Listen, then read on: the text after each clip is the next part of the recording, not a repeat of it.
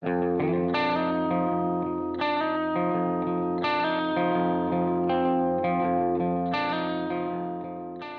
there, everybody. Welcome to another episode of the Cloud-Based Mayhem. I just got off the phone, did a very long talk that was totally outrageous with Phil Hystek. Phil runs a paragliding school down in Queensland in Australia. He is the longest by time instructor down in that part of the world. He's been teaching for more than 30 years. Started teaching hang gliding back in the late 80s. Early 90s, started teaching paragliding because he was forced to. A pretty funny story about that. And he was teaching out in the Pacifica and the dumps in San Francisco, and flew XC in the Owens and Lakeview, and eventually all over the world. And when I talked to him, he had just gotten back from a 4-week vol-biv trip out in Beer with a bunch of mates. He used to guide out there. He's taught a whole bunch of very big names over the years, including Nick Nanens, and good mates with Johnny Duran, and taught him how to paraglide, and he's his neighbor.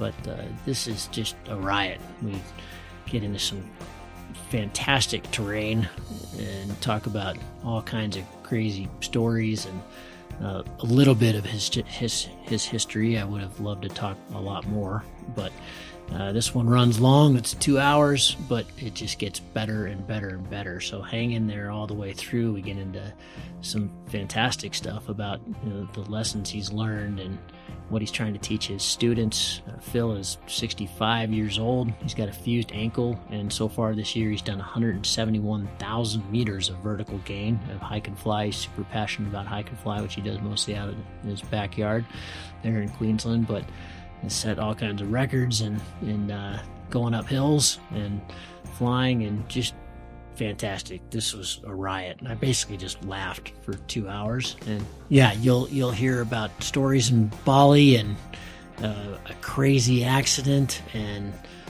learning about how to recognize red flags, and the devil and the angel sitting on our shoulder, and just some great stuff. You'll hear a lot of names and legends. He's a legend, of course, in his own right, but John Heine and Mitch McAleer, and this was just a ball. Please enjoy this fantastic talk. We'll call this the first one with Phil Hystek, because we're going to have to follow this up with several more to catch up. So enjoy. Cheers.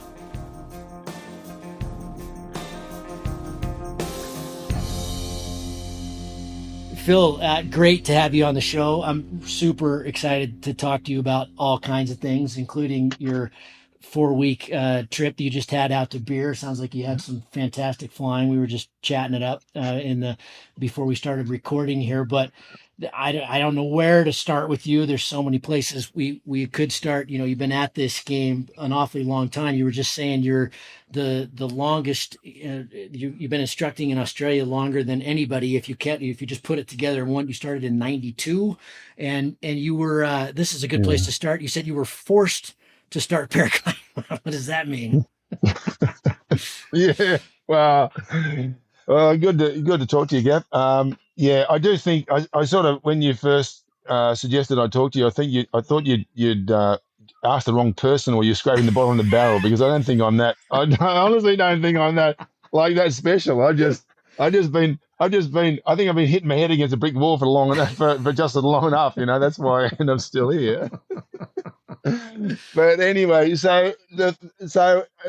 like I started thinking about hang gliding back in would have been the late 70s, when I first left school, right? Because I left school in guys, I can tell you, I'm 65. I'm 65 at the moment, right? So I left school in 76, and I started working as an aircraft engineer, fixing airplanes up, right?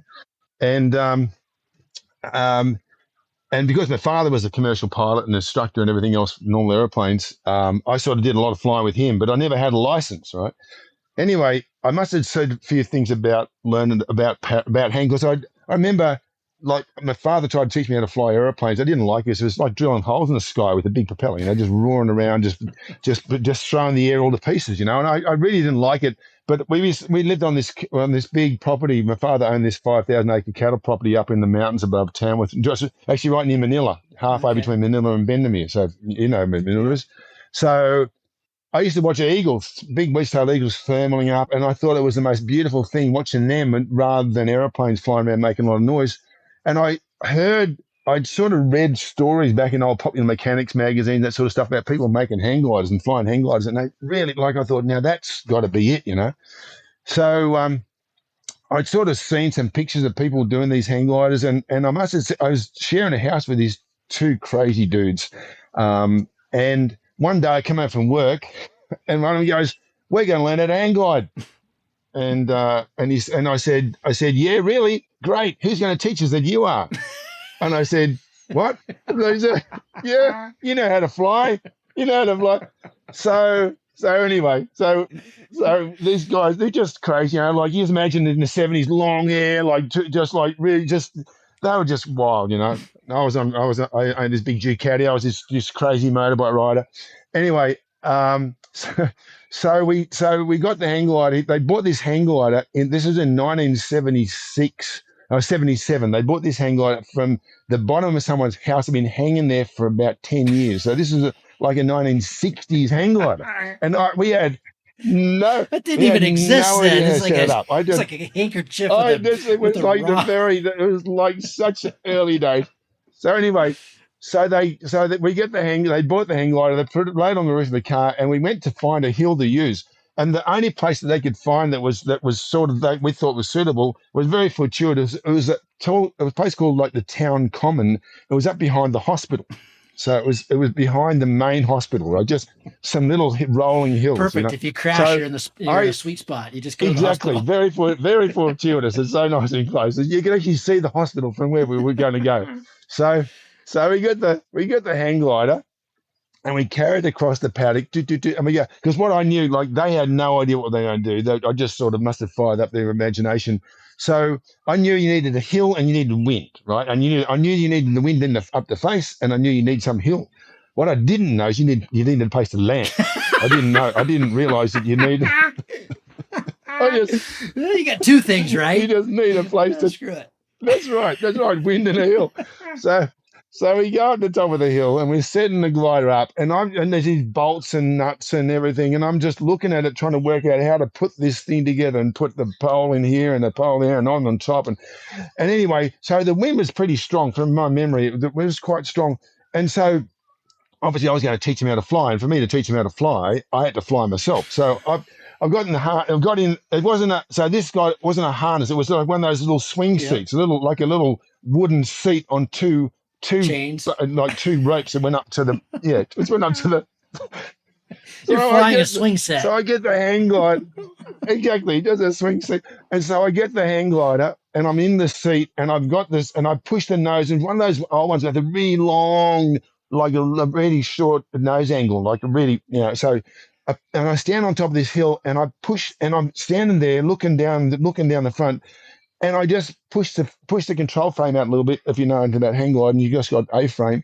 I pushed the A-frame out, and the wind got under the nose, went straight over back and just flicked me straight up upside down. And I'm hanging upside down in the hang glider on the top of this grassy hill, right? Okay, guys, did you see that? That's how we do it. That's right. Don't do it like that. So, excuse me.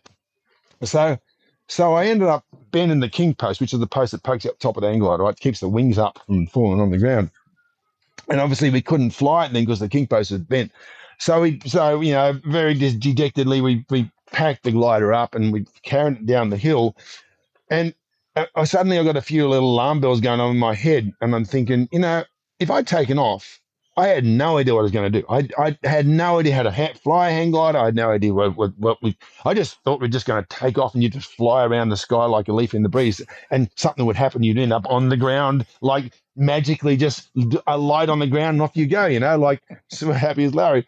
And I thought that's not going to happen because I had no idea what I was going to do. So we're walking down the hill and I'm thinking, not a good idea. So because it was a Saturday afternoon, and they couldn't buy a new bit of aluminium. They were going to go to the aluminium place and just buy a little bit of aluminium put on the top, and they couldn't do that because it was Saturday. So they went the next week and got some aluminium, and they said, we're going to go back up again on Saturday. And I go, I've got to see a man about a dog. Sorry, I can't go with you. So anyway, I just remember the one guy. He was just this crazy long blonde-haired dude, like really just like, full on, really energetic sort of guy. And he's gone up the hill. I was off doing something. I wasn't going to see the carnage, I didn't want to watch the carnage. So he's gone up, taken off and flown straight into the side of the hill. Boom, both his arms. Oh. And so I go and see him in hospital. He's lying in hospital like one of those classic, like in a movie, with his arms, both his arms in plaster. His arms are hanging there. He can't do shit. Darwin Awards. And I went, that was a good decision on my behalf. So anyway, that was my first. That was in. We have a saying: better lucky than stupid, right? sorry. Better lucky than good is what I meant. Better lucky than good. Yeah, exactly. So I just ended up giving that hang gliding thing away for a while because I thought that was pretty dangerous, and I was traveling around a lot on my motorbike. So I ended up riding around Australia on a motorbike, and then I ended up living in San Francisco in 1988. I actually went over to Canada, to Vancouver. I bought a motorbike. I rode up to top Alaska and all the way back down to Central America, down to Guatemala. And I met this girl in Belize, like you do from San Francisco, and I ended up like you do back in San Francisco, for some reason. She was very cute, I can tell you. So ended up in San Francisco, and so I was working. So I shouldn't say this, but I was working there. Don't worry, nobody listens. It's just you and I. Yeah, that's right. Just you. So this is back in the the late 80s. So no green card, no, like just doing my own job. Because by that stage I was a sign writer, so I was painting signs, right, on boats and buildings and cars and everything else. And so I was actually making pretty good money just working for myself around San Francisco. And one weekend I was just sitting there in the little flat I had in San Francisco downtown, and my girlfriend was there, and she said, and I was just talking about the fact that I didn't have much to do and what I was going to do and that sort of stuff. She said, you always talk about hang gliding. Why don't you learn how to hang glide? And I went, that's a good idea. So I looked in the yellow pages, and I see two hang gliding shops in San Francisco. One's called Chandel Hang Gliding, and one was called Airtime Hang Gliding. And so anyway, I remember I went down to Airtime, and I had this free info night. I'm not bagging these guys because this is 30 years ago. They're not more than 30 years ago. So, but I went to this free info night, and I listened because I'm like, I was an aircraft engineer before, and I knew what flying was about. And these guys are trying to tell me how they fly a hang glider and how aerodynamics work on a hang glider. And I went, that does not compute to me. That is not right. So anyway, I walked out the door. I walked out the door and went home, and I went, and because I thought this, maybe I've just have their dreams, and I thought that hang glider pilots would be these real, like sky gods, all fit and healthy and just run off hills in hang gliders and that sort of stuff. And I got this info night, and there was a guy there, and he was this. I shouldn't be judgmental, but he didn't look like a sky god, and he was the owner of the business. And I just went, no, my dreams are just completely obliterated. So I walked out there and I went, no, it doesn't work. So anyway, the next weekend I thought, I've got to learn to hang glide. I really got to. So I just went down to Chandel Hang Gliding down at Pacifica, at the bottom of San Francisco, at the bottom of Westlake there. And I walked in the door, and I'm trying to remember his name. There's a guy that used to work there, redheaded, like he was addicted to Mountain Dew.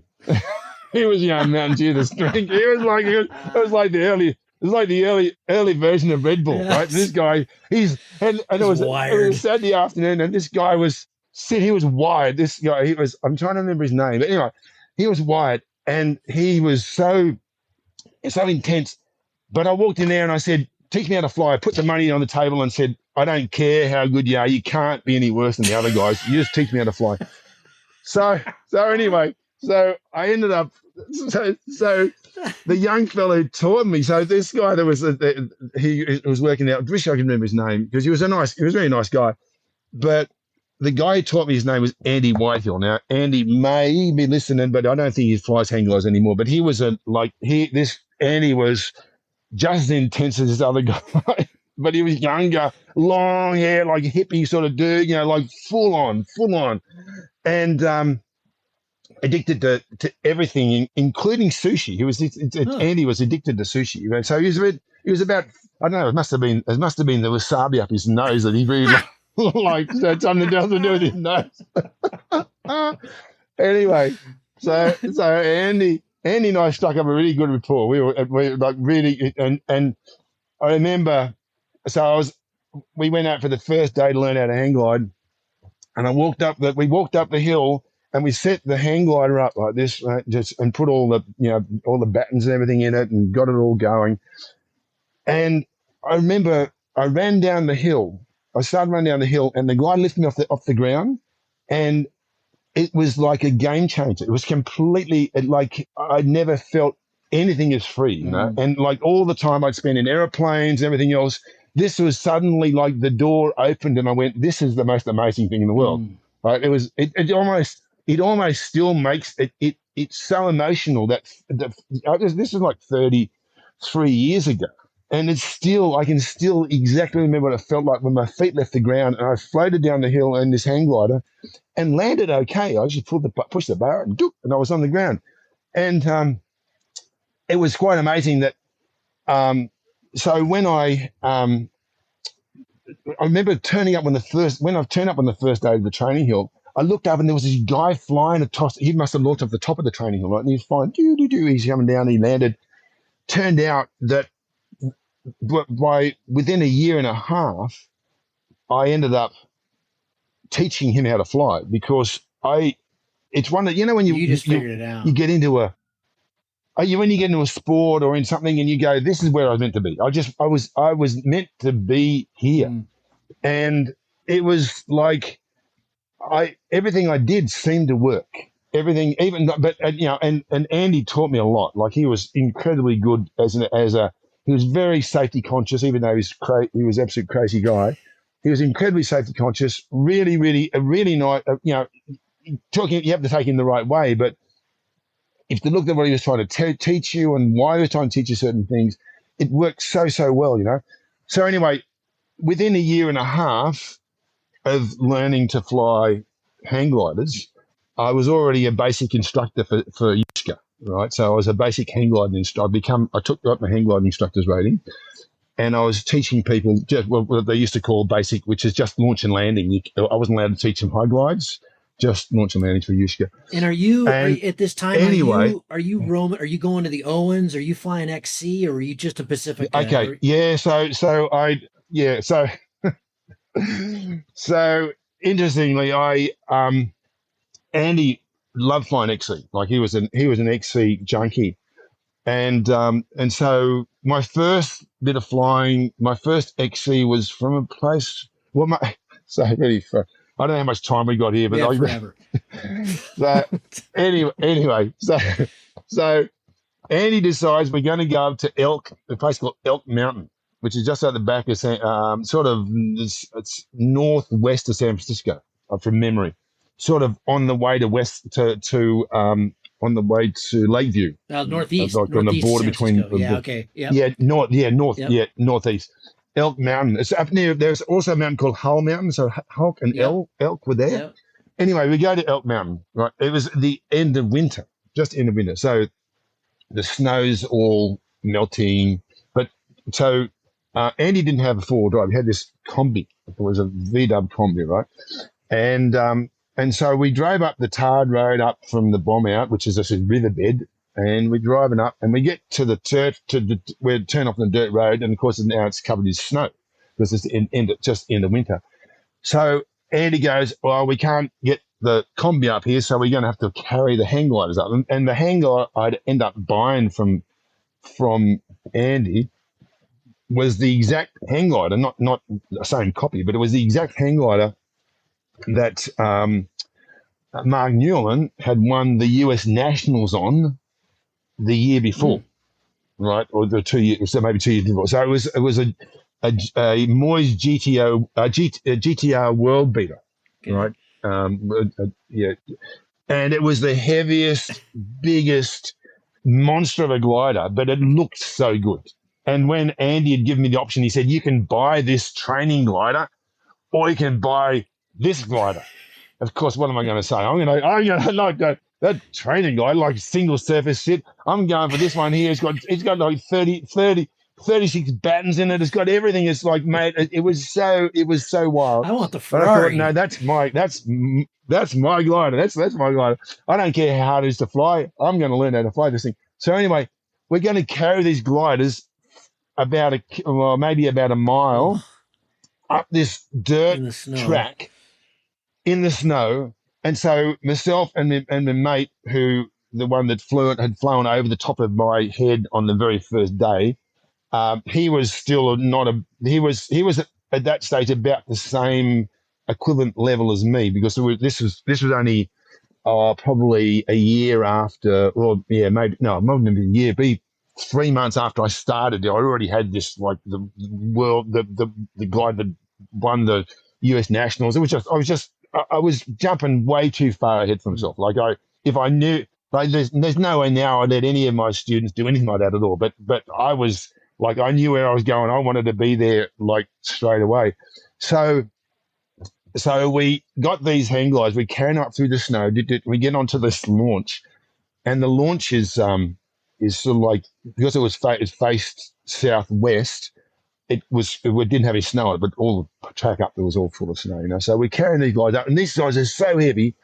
We get the launch, and we're setting it up, but the wind was still over the back, and it's over the back, lightly cross, over the back, lightly cross. Now, this is my first high glide, my first ever high glide on a hang glider. All my other glides have been not on the training hill. So Andy decided to take me to Elk Mountain, which is probably, from memory, about it's probably about 2,000 feet top to bottom, and into this riverbed, And so I'm standing on the launch. Now, I don't know, you don't ever done any hang gliding? No. So with hang gliders, what happens is that they have a thing called a VG, which is a thing, or in Australia, variable billow. So it's a when they say pulling rope on, you pull this rope on the base bar, and what it does, it tightens the wing really, really tight, and makes the side wires that go from the bottom of the base bar up to the wings really tight. So the whole wing is very, very rigid. And you do that when you want to do a really long, fast glide, and it makes the glide much more efficient. Speed bar, basically. Yes, but what it does, so with a speed bars on paragliders make guys more, certainly make them more, make them go faster. They don't necessarily make them go more efficiently, but they certainly make them go faster and more prone to getting collapsed. What happens with a hang glider, it doesn't make them more liable to get a tuck or anything. What it makes them really, really hard to control, to maneuver. Right, so it tightens them up really tight. So anyway, if you don't have the VG pulled on, the side wires are loose. So what happens is the wings will flop. One wing will flop down to the right wing will flop down to the left wing. The side wire goes tight, and then the left wing will flop down to the right one, and just this flopping business side to side, which is really disconcerting. But as soon as you take off and the wings get lifted by the airflow, by your weight, then the thing doesn't have that flopping business, right? So, but if you pull this VG on launch, it would tighten it right up. You wouldn't have the flopping stuff. But what it does, it makes the glider incredibly hard to take. It increases the stall speed. It increases the launch speed. Everything gets really, really tight. And you don't want to launch. So you got to put up with this flopping business of the glider when you're standing on launch.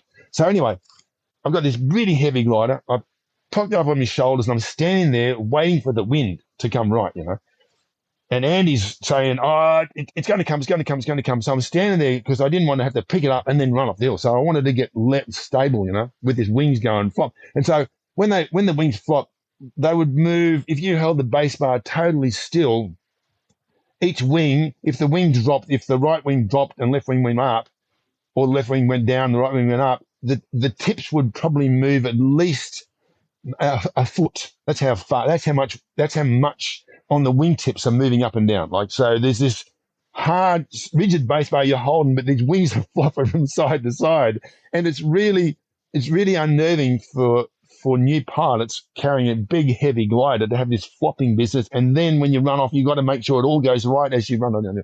So anyway, I'm standing on launch, and I'm looking down, and it's nice open run down the front of the hill. But on the right-hand side is a big, tall pine tree. Yeah, big, tall pine tree. This is going. With the top of the pine tree is about level with my eyesight. A little bit, maybe a little bit lower, right? A little bit lower down there.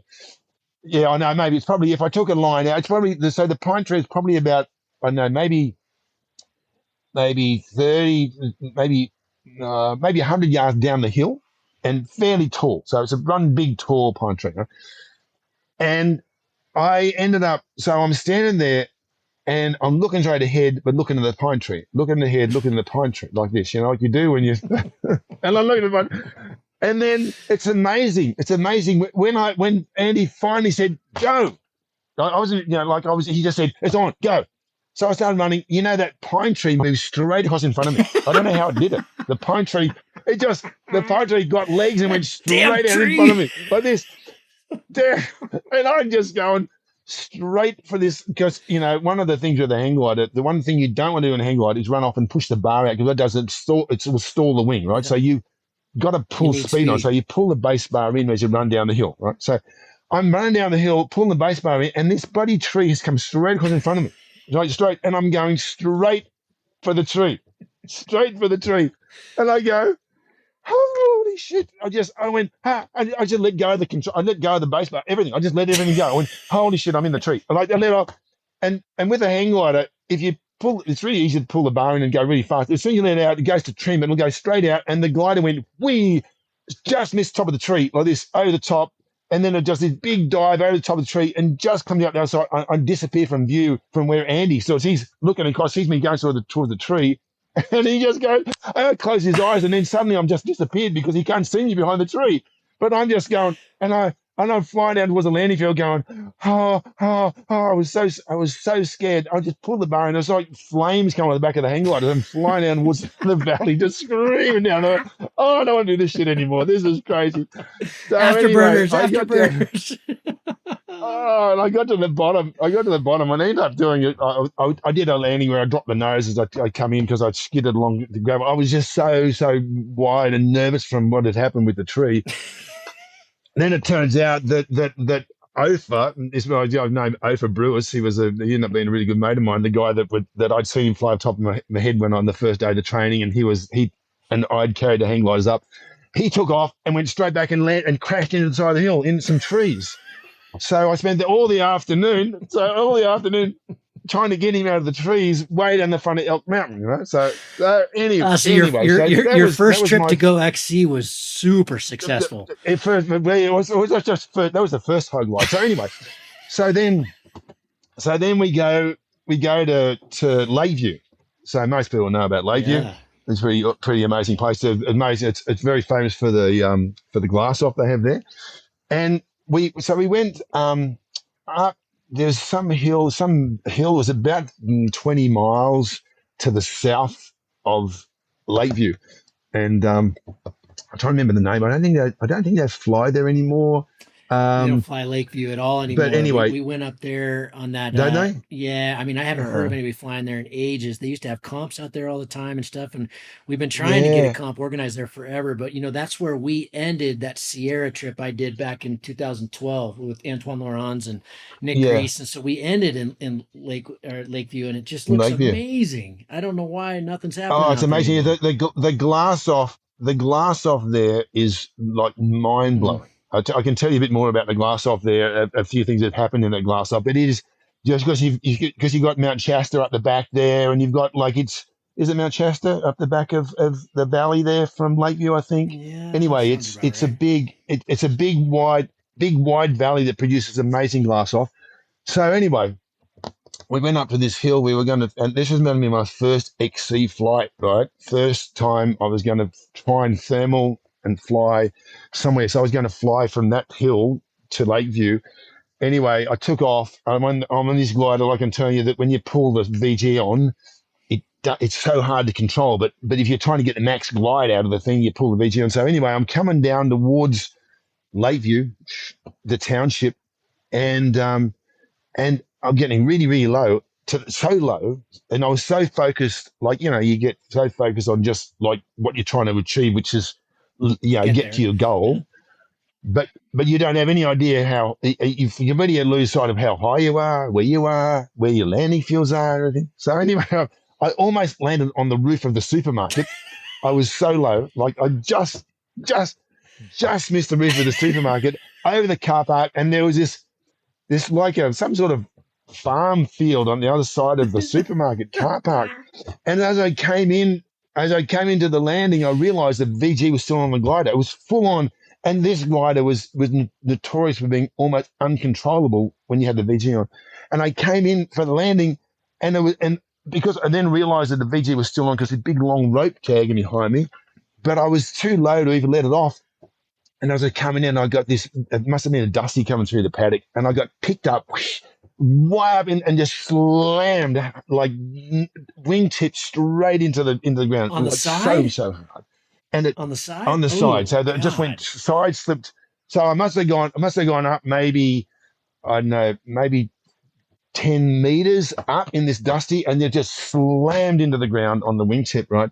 And the glider I broke the wing straight off the glider, just tore the tip of the sail right off the wing. The wing broke about maybe 2 meters in from the wingtip, just tore the wing right off, Oh, just took the whole wing oh, your right off. baby. So anyway, so my beautiful glider was trashed, and so anyway, I ended up buying a new hang glider, which was a really, really difficult hang glider to fly. But I ended up buying this new glider. I left this glider sitting in Andy's shop just as a pile of mess in the corner, with the intention that one day I might try Put and it back together. fix it up, Yep. get it together. Meaning that I have to actually sew the sail back together. I have to put all new tubes and everything else. But it just lay there for ages. So anyway, I had this passion for teaching people how to do things. Right, I've taught both my parents are teachers. My elder brother's a teacher. Like we have this teaching, DNA thing. So anyway, I was playing around, sort of mucking around with hang gliders, and I think Andy saw that I was relatively skilled. So he says, "Why don't you become a basic instructor, hang gliding instructor?" I went, "Yeah, okay." So I thought that was a pretty cool thing to be offered and he said, "You can work for me, and you can do all the weekend launch and landing stuff down the beach down at Big Sur, because we had a beach down. You have to go down past San Jose, and you go sort of down the coast there, and there was some beach down there that we used to teach on.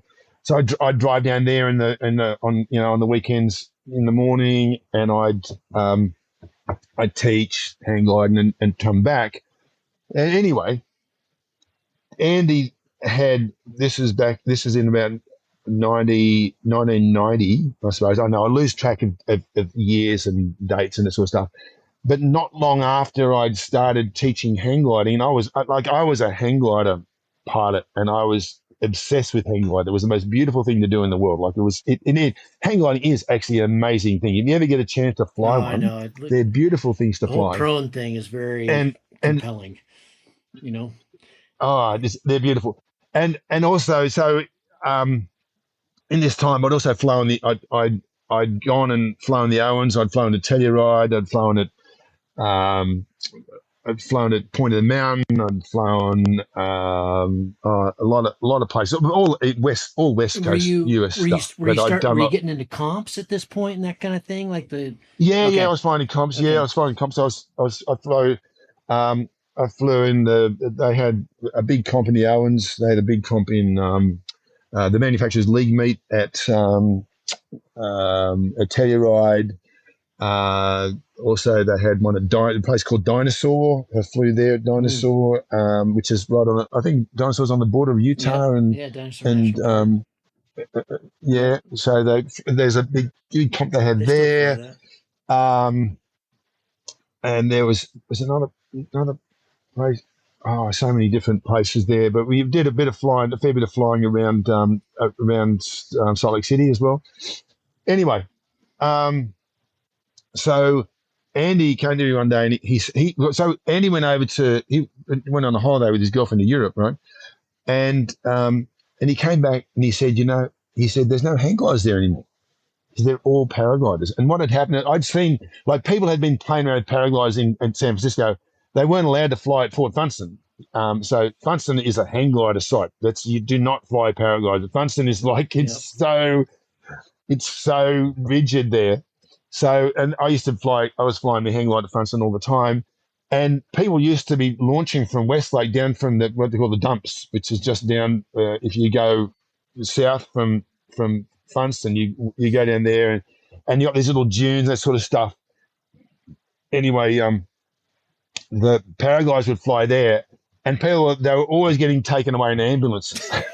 And they were going, like, people were crashing, all that stuff. And they take off from the top of, like a hang glider would take off from Funston and cruise around. You get in what they call the shear convergence, and you're way up there cruising around, and paragliders would take off and go boom straight to the beach, boom straight to the beach. They just if they made the beach without crashing and hurting themselves, that's amazing. But they were just so, like, big, massive, like 6-cell gliders. They're just so old, just shitbox things.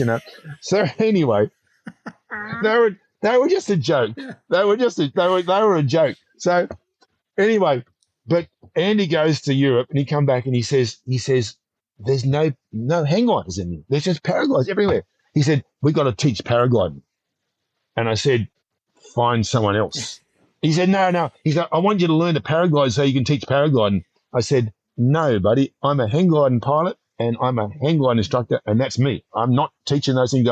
They're dangerous, they're stupid, they had no performance, and they all look, and they're all fluoro. I'm not flying one of those things. No. And so anyway, he says, okay.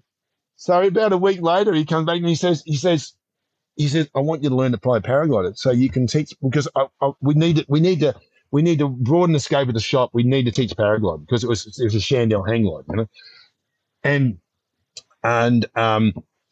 the two guys, actually, I think Jeff might even still be in the business of paragliding. But Jeff, I remember that Airtime hang gliding, which was the opposition to Chandelle, which is where I first went to try and learn to hang glide, was owned by two guys, Jeff and Kelly. Kelly actually killed himself on the cliffs in front of Funston on a paraglider. Interestingly, he didn't die crashing the paraglide. What he did is he slope landed, because he was thinking out, he didn't want to go in the ocean, slope landed. He was walking along the edge of the cliff, slipped and hit his head on a rock and killed him. Oh, my God. How was that? Wow. How unlucky was that? Yeah. Anyway, but they were that shop was getting into teaching paragliding, and Andy goes, we got to teach paragliding. I want you to learn to paraglide. I said, no. You can find someone else to teach paragliding. No, I'm not going to do it. So eventually he came back to me, like about 3 weeks later. He said, okay, if you don't learn to paraglide, I don't want you working for me anymore because I need someone who can paraglide as well as hang glide. And I go, because I was so obsessed with hang gliding, and it was such a beautiful thing. And I was meeting some really cool people, teaching people how to fly, and it was just, I was flying. I really, really wanted to stay in the business of hang gliding, and if that meant I had to learn to paraglide, then okay, I'll do it. So anyway, are you still at this point? Are you still doing signs and all that? Or are you just making your living from instructing? I am still doing science. I'm still doing science. Yeah, So what I'd be doing is I'd be down. Mostly, I still sort of the most things I was painting were transom of boats, right? And so down in the San Francisco Bay, and I'd be sitting there on the boat, painting away. I look up and I'd see the sky start looking good, and I'm going, see ya, I've just washed my brushes out and off I'd go, So working for yourself, I could do that stuff. So I spent a lot of time. I was teaching on the weekends. I was flying anytime it was flyable, and I was making money painting signs if I wasn't flying. And would you say so that was that? Would you say your jam back then? So this is, I'm guessing it's like 92, 93. Is that about right? Yeah, yeah, no, yeah, 91, 91. 90, it would have been the early 90s. Yeah, Yeah, yeah, 90, yeah, 91. very young. And would Yeah, you say your jam yeah. back then was teaching? Was it XC? Was it acro? Was it what No, was I, it all so of it? um, it was because I was still so new to the sport. It was like a whole learning adventure. Mm, Like I was still learning so much. Like I was, I idolized people like Larry Tudor, like Tim Lee. Who else? There was the guy I was just talking about, Eric Beckman, who was the originator. He was the the main green, test pilot for the Swift. yeah, the green With the this, green guys. He the wrote the book, right? Oh, this book's amazing. yeah, It's yeah, so funny. yeah, yeah. And so there was all these pilots who were just the legends of hang gliding back in those days. And I was just trying to, like there was so many people and so many things to do that I just wanted to get into everything, right? Mm, So anyway, I was, so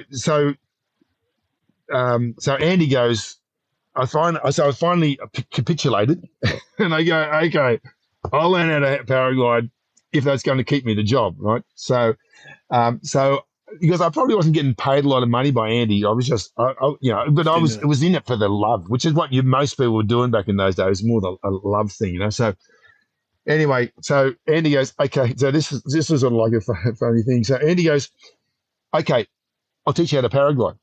I said, good. Okay, so we said, because the shop at Pacifica there was about probably a mile and a half from the Westlake, Mhm. from the dumps, with Westlake there.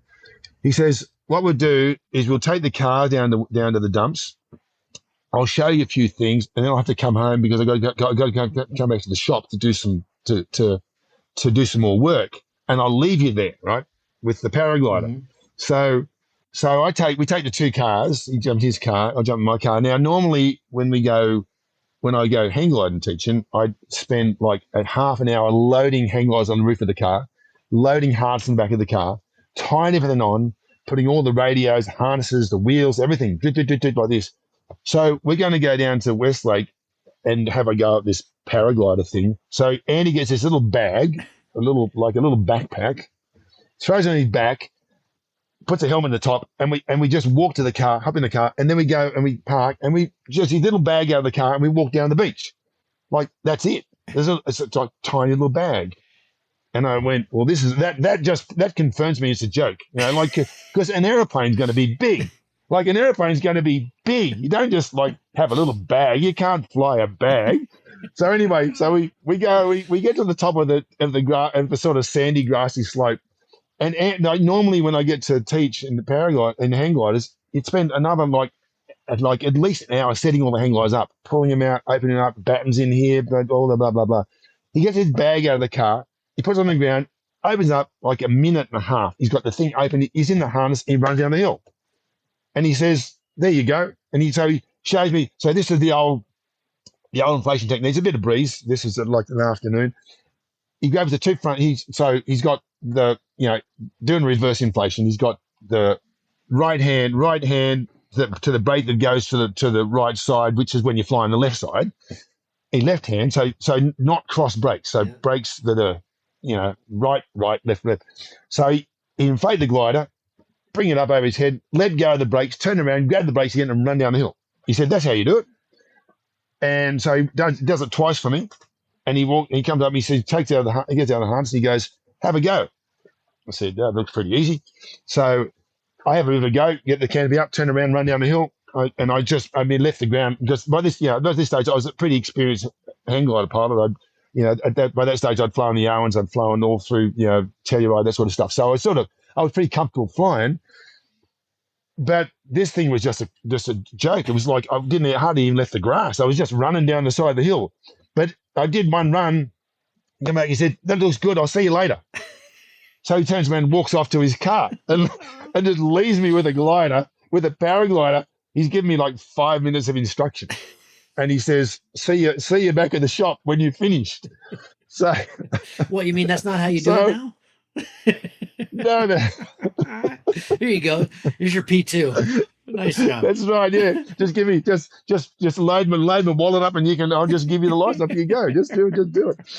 So anyway, I reckon within half an hour, I've got the glider in a complete mess. I've walked through the lines. I've got the thing over my head. I've just got it. It's complete shambles, right? It looks like one of those abstract sculptures, like there's like all this shit and lines everywhere. I have no idea what to do. So, and I'm thinking, I'm just trying to think why I did this. I think it was one of those early I think ITV used to make them where the glider and the harness were one unit. So they weren't, you couldn't disconnect the glider from the harness. The risers were part of the harness, because what they used to have back in the old days, they had the thing called a speed seat. You've ever seen a speed seat? So a speed seat was where you had on the harness. So nowadays you have three risers come to a carabiner, like here.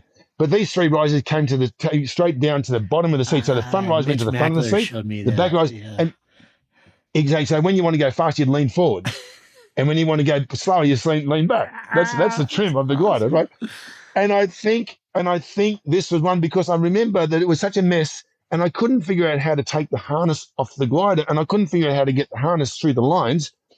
Yeah, obviously now it would be much easier if I knew now what I know. I knew then what I know now. But so I started undoing the quick links between the risers and the lines.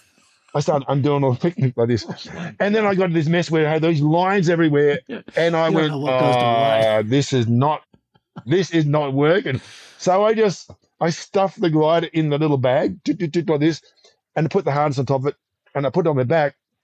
And I'm walking back like probably 100 meters back to the car, and I got to thinking. I thought, one thing this isn't, which I thought it was going to be, is easy. I thought it was going to be really easy, and so I went and like, in my life I'm sort of attracted to difficult things, and I tend to like having challenges that aren't just easy. So I thought, this is pretty interesting. It's not as easy as I thought, and because I'd end up in San Francisco having ridden all around North America on a motorbike. I only had I was more a motorbike rider than a car driver, and I thought, hey, I could put this on the back of a motorbike. So I thought there may be something in this, and Andy really wants me to learn how to fly. So yeah, okay, I might have a go. So I went and bought myself my first paraglider. Was a Wilswing AT125. Now, if you want to do a search on that one, it was actually Wilswing were a hang glider, they still are a hang glider manufacturer in California, and they built Pro Design under license. So there was the AT was like a Pro. It was a equivalent of a Pro Design something or other. And they were an absolute shitbox, but they were still, and so I bought this thing. And what I would do is, when I went to teach hang gliding down the coast, I'd throw the paraglide in the back. And on the way back home, when I sent all the students off and they all went home, there was a couple of beaches down there, and I'd just play around the beaches with the paraglider. And so my official learning experience in a paraglide was 5 minutes of instruction from Andy Whitehill at the dumps in 1991. That was it, and the rest of it was we called it suck it and see. So it's just like I would just end up like I would go, no, that didn't work. Like I get dragged over hills. I got blown over so many hills. I was just like thrown over the back and like lucky I didn't hurt myself, but I got caught out because I was so used to hang glider, where hang glider is a whole different kettle of fish. Like you're not inflating the canopy, so you've got this wing that does just no drag. When you walk to launch, you're not going to get dragged backwards by the inflation of the wing. You can keep it in really good control and just take off. And so I kept thinking that paraglide was sort of like that, and I would try and take off in really strong winds and almost get, I'd get dragged over hills and through bushes and everything like that. But so what happened is I kept there were people that were developing really good techniques because paraglides were developing pretty fast, right? And people were there were some really amazingly good European pilots who were developing skills based on the new style of gliders. And I would just watch these people and see, that's a really good looking technique. That technique doesn't look very good. That one's sort of okay. We could probably get that one and modify a bit. So I ended up just getting just adopting heaps of different techniques from different people, and that's the way I learned. And so probably to my, I see it now as to my benefit was that I wasn't taught how to fly, and so I wasn't indoctrinated in saying this is the way you do it. Like, it's because if you go to school now, a lot of schools, it's like open source learning to paraglide. So, but you go to school, even like now when people come to me, I go, this is the way you do it, because I've been doing it long enough and I sort of know what works and what doesn't work. So we do it like this. But so if anyone learns with me, they tend to have my style. Yeah. And people, when people learn with me, I've got some very characteristic, sort of very identifiable ways that people do things that they learn with me. And so people can actually see that someone's learnt with me anywhere around Australia. They go, I learnt with Phil Hystek, because you just got that way of doing something. But I didn't have that. I didn't have the benefit of that because no one really knew what they were doing. Back in the early 90s, no one really knew what they were doing in paraglide anyway. Yeah. So I was just, it was a suck it and see and try and work out whether this worked and that didn't work. And, you just got to be lucky that ones that didn't work didn't kill you. And the ones that did work, you gave you a really good time. So, so.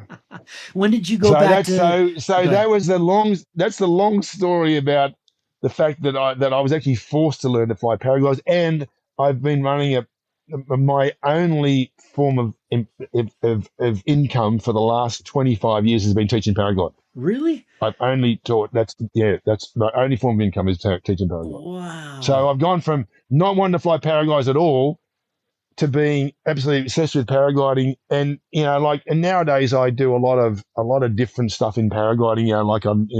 The one thing I don't do a lot of in paragliding is acro. I'm not a real high G person. I do, I like to do pretty big wing overs, that sort of stuff, and loop my little mini wing and that sort of stuff. But I'm not into doing helicos or misty flips or, infinities and that sort of stuff. I'm just not that kind of person. I like to keep the wing above my head rather than underneath me.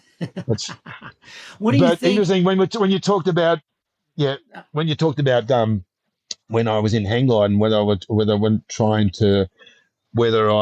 what sort of discipline I was sort of heading towards, it was mostly XC and comp flying. But I actually became very good friends with John Heine. Very, very good friends with John Heine. There's a few stories. I won't talk on this podcast about that because John's probably listening. But have you would have interviewed John Heine at some stage with you? I don't know if you I will, of course. But John Heine he was by far him and Mitch were the two top acro pilots in hang glide. Yeah. They were the top aerobatic hang glide pilots. John and Mitch were like vying all the time for the number one slot, and so I never really met Mitch McAleer. Although it's interesting, one time when we had the manufacturers league meet, right? I don't know if I should keep talking because I'm just going to waste all your time. So we had this is back in the hang gliding days. We had the manufacturers league meet in Telluride, right? Or it was a fly-in, I think. It might not have been manufacturers league meet. There's been something fly-in there, right? And you've flown Telluride. No, I've been there a bunch. I've never flown it, incredibly. Okay, so in Telluride, there's the main launch, which is over 12,000 feet. I think the town's at 10,000 feet. So it's pretty, you're high up, you're thin air, that sort of stuff. And most people who fly there will end up hypoxic to some degree because, most people just rock up to Telluride and don't acclimatise them straight up to 18,000 feet and whatever. And so in Telluride, they've got two landing fields, right? Two main landing fields. They've got the leisure LZ, which is a big cow field on the outside of town, and they've got the seizure LZ, which is a baseball diamond in the middle of town, right? Leisure and Right seizure. in the middle of this leisure and seizure LZ. So anyway, I went to this thing. Must have been when I think I've been flying for 9 months, not even a year, and I'd gone to this thing with my GTR World Beater hang glider thing. I thought I was a legend, but I was still only an intermediate hang glider pilot, right? And I rock up there, and they give us the run. They read the riot act, right? So you saying you got to, you can't do this, you can't do that, because it's a pretty big place. Like you're in the middle of the Rockies. It's big, strong thermals, that sort of stuff. They say, so for you, dude, as you're only a new pilot, you can't fly. You got to launch before 10 o'clock, right? And you can't land in the seizure LZ. And I went, so that's what you think. That's what you think. So the first thing I decided to do is I was gonna fly in the middle of the day. No drama about that. I was gonna go up there, and I was gonna take off right before the cutoff time, and I was gonna stay up as long as I could, right? So anyway, I've taken off, and I just remember this actually classic thing. I've gone up there, and I was actually on top of the hill, and there's myself and a few other people sitting there, and Mitch McAlee was up there, right? And we sort of took off together, and we're flying around and just cruising around. And this is the time where you wish you had back in that, like never had GoPro, didn't have anything back in those days. But the time you wish you had a GoPro, because I'm thermaling up above Telluride, above the top of the mountain, and I'm probably at about 16 grand or something like that. And I'm looking around trying to think. Now, Mitch was in the same gaggle with me, in the same thermal. Where is he?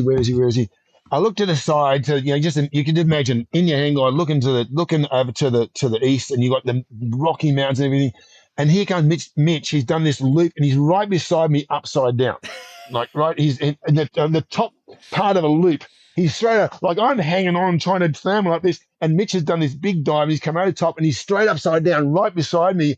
And if only it had a camera, it was the most amazing shot of the Rocky Mountains and Mitch McAlee upside down the hang glider, like right there. And I went, what an amazing, amazing place to be. So anyway.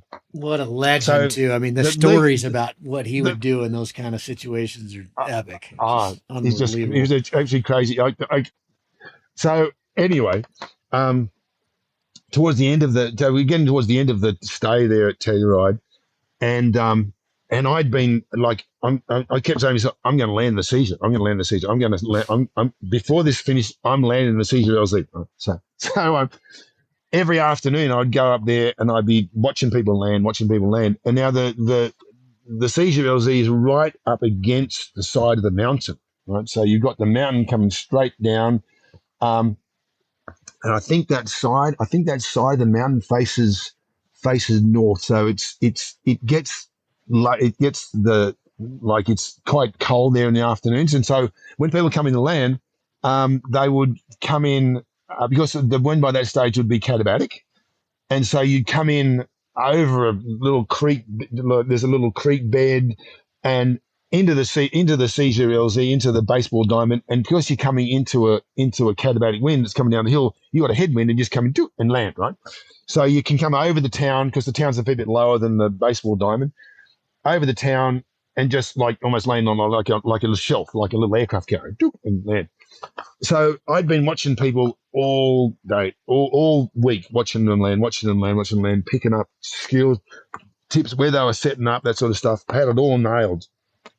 Anyway, so the last day, I'm thinking, I'm going to land in the seizure. So we drive up the hill and we get to the launch there. And of course, what happens is a big thunderstorm setting up out to the east, right? So I'm standing there and I was watching this storm coming, sort of heading in towards us, and I really wanted to fly. I really, really, really, I was obsessed that I was going to land in the baseball diamond, right? So I'm standing there on launch, and the storm's getting closer and closer, and like the calm before the storm, there's no wind at all, and I didn't even there's a storm there's a storm like probably, I don't know, maybe 10 miles away, just over top of the mountains, right?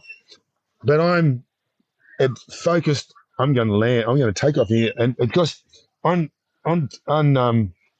on Telluride there, you've got this ridge where you launch from this ridge that go down towards the town, right?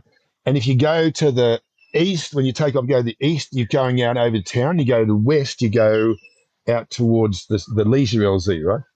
And you have to make a choice. Well, you can launch from the east and still get around the leisure, but it's a little bit more of a squeaky glide, right? So I'm standing there on the launch, and there's no wind at all. But I knew if I wanted to land the seashore, I've got to go off the east side. Right? So I'm standing there, and the storm's getting closer and closer. And this guy, the launch marshal, he says, I'm going to close the launch in 5 minutes. And there was no wind. And I'm at 12,000 feet, right? 12,000 feet in the hang glider. And you really need a bit of wind to take off in the hang glider at that altitude. So I'm standing there. And can you hear that bird? Yeah, well, I was going to say, what is that? That bird is an annoying. It's a very beautiful. It's called a butcher bird, and it sits. And when it rains, it's raining here right now. When it rains, it sits out. I've got a harness hanger outside my shop here, and it sits on top of the harness hanger and sings the most amazingly beautiful call, but very loud, and it's very annoying. I'm on the phone. I have to run outside and just shoo it away because it's just beautiful. It sits there. Sometimes it actually comes into my shop. It's a little black and white bird. Looks like a magpie. Like they're beautiful, it's quite but they're, a nice sound. They're quite aggressive. All of a sudden, what the hell? Oh, it's a beautiful. They have the most melodic sound. Them and the magpies have the most melodic sounds of any birds in the world. I think that's like really they have the most beautiful vocal range. Anyway, that's something else. So here we go. We're 12,000 feet on the top of the mountain. On the top of the mountain, about to take off. Right. And the guy goes, I'm shutting the launch in 5 minutes. I'm waiting. I want wind. And finally, and he's counted down. He says 3 minutes, 2 minutes, 1 minute.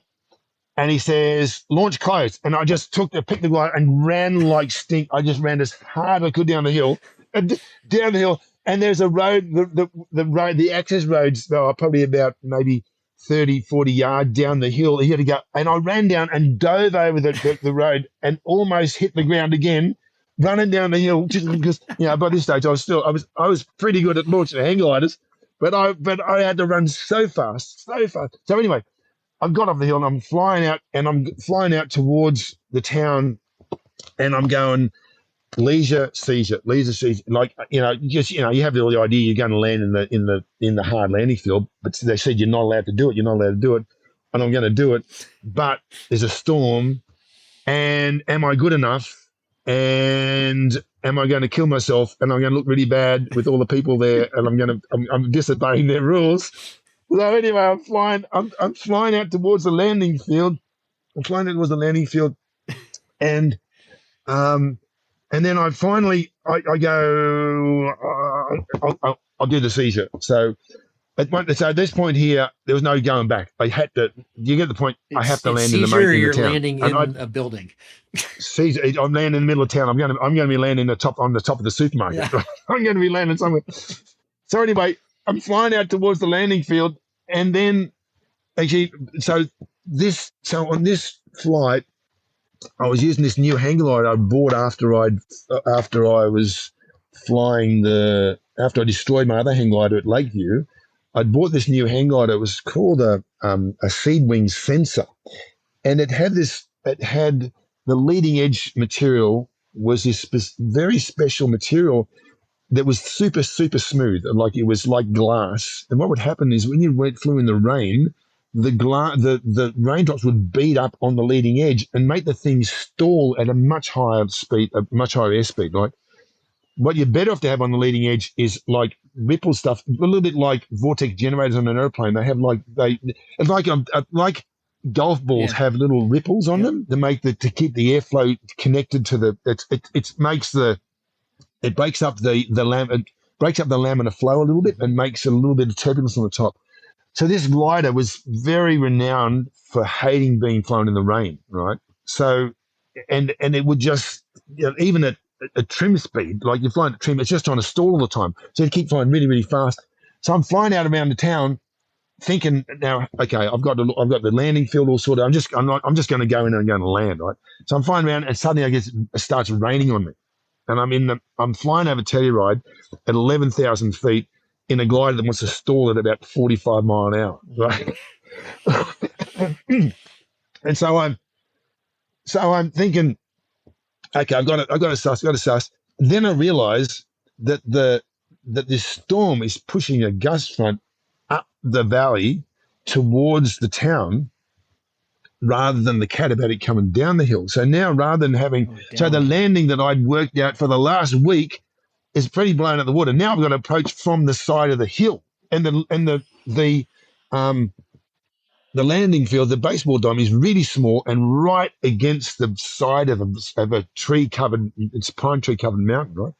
And I'm going around and thinking, like at that point there, you have to take control of the situation because no one's going to help you. Yeah. Like no one, you're just there and you've made the decision and you can't do anything about it. You're in the middle of the ocean by yourself in a canoe, and that's it. And you just got to go, what am I going to do? I've got to paddle and stay alive. And there's this other guy. And I just end up in the landing place with some other dude as well. And I'm thinking, that's all I need is someone else. And we're both at the same altitude and we got this tiny little field and we can't extend our glides at all. And so anyway, it's getting quite heavy rain. And so I was smart enough to go right in deep against the side of the hill, a big cranking turn against the side of the hill with wingtip right almost on the baseball diamond, with a diving turn back into what wind there was now, because the wind had backed off a little bit. And as I was coming across the baseball diamond, this other guy comes screaming from my left, plowed into the ground in the baseball diamond, and just wiped his glider, skidded across on this wet grass right across in front of me as I'm coming in. I'm coming in, setting up, trying to be all like really, really, really calm, and this guy comes just wipes out across the field in front of me, But I do this most amazing sort of I just land and I flare the glider and I just dropped the wingtip a little bit, and I was so happy that I got to land in the seizure, and I'm carrying my glider back over, and who should be standing at the grandstand, right next to the grandstand, because the baseball diamond's got the grandstand there, and you have to walk the glider out. John Hiney's standing there, and he goes, "Not bad." he just says to me, "Not bad." And like I wasn't at that stage, I wasn't a really good friend of John's. John was like an idol to me, and he was like the most amazing acro pilot. And he goes, "Not bad." Nice. And I went, wow, like not only have I landed in the seizure, I've flown this bloody sensor through all the rain, but John Hiney's told me that I'm not bad. I think, wow, like I have made it. Now I really am a legend. And then just the last icing on the cake is we had this it was a prize giving thing, like for after this competition sort of thing, Bob, and so they gave me the Rookie of the Year award, right? Ah, nice. Because and so I walked out. I had this. I was feeling chuffed, and I walked out, and I was standing next to the front door of the room where we're having the prize giving, and Mitch Mackley walks out and he goes, 9 months. I said, yeah, 9 months. She says, wow, and just turns around and walks off. He goes, wow, and then walks off. And I went, well, I don't know how to take that, but I know John Hiney said pretty good, and Mitch Mackley goes, wow. Well, he goes, wow, and I thought, well, yeah, maybe I'm pretty good. I don't know. but then dangerous I words proceeded, to hear I proceeded 9 months in, isn't it?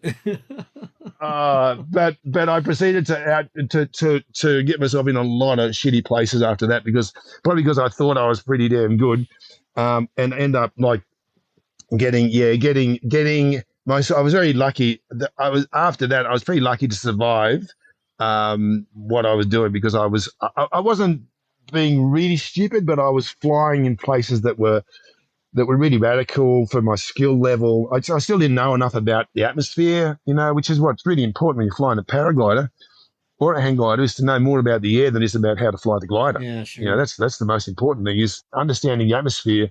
That's what I say to all my students, is that the number one skill you need to develop in paragliding is to understand where you want to be and where you don't want to be, and that's how to understand what the air's doing. and what the air's going to do. A question for So you that's anyway, that's totally left field here. But before we started talking, you said that you actually instructed, and I remember Nick telling me about this. But you instructed Nick yeah, Nanens, yeah. and I you did. went to beer together back when he was a total newbie flying the Yes, Bolero. yes, What makes yes.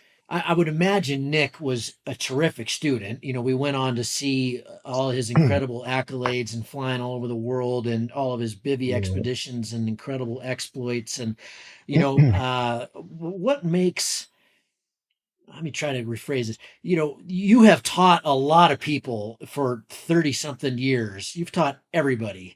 I've taught actually a lot of people have become really good at flying. I know if you ever, yeah, I don't know if you ever interviewed Wally Yeah. Arciano. Wally was on the show about a Yeah, year Wally. ago. So He's an amazing pilot. he was my student as well. He was one of my students.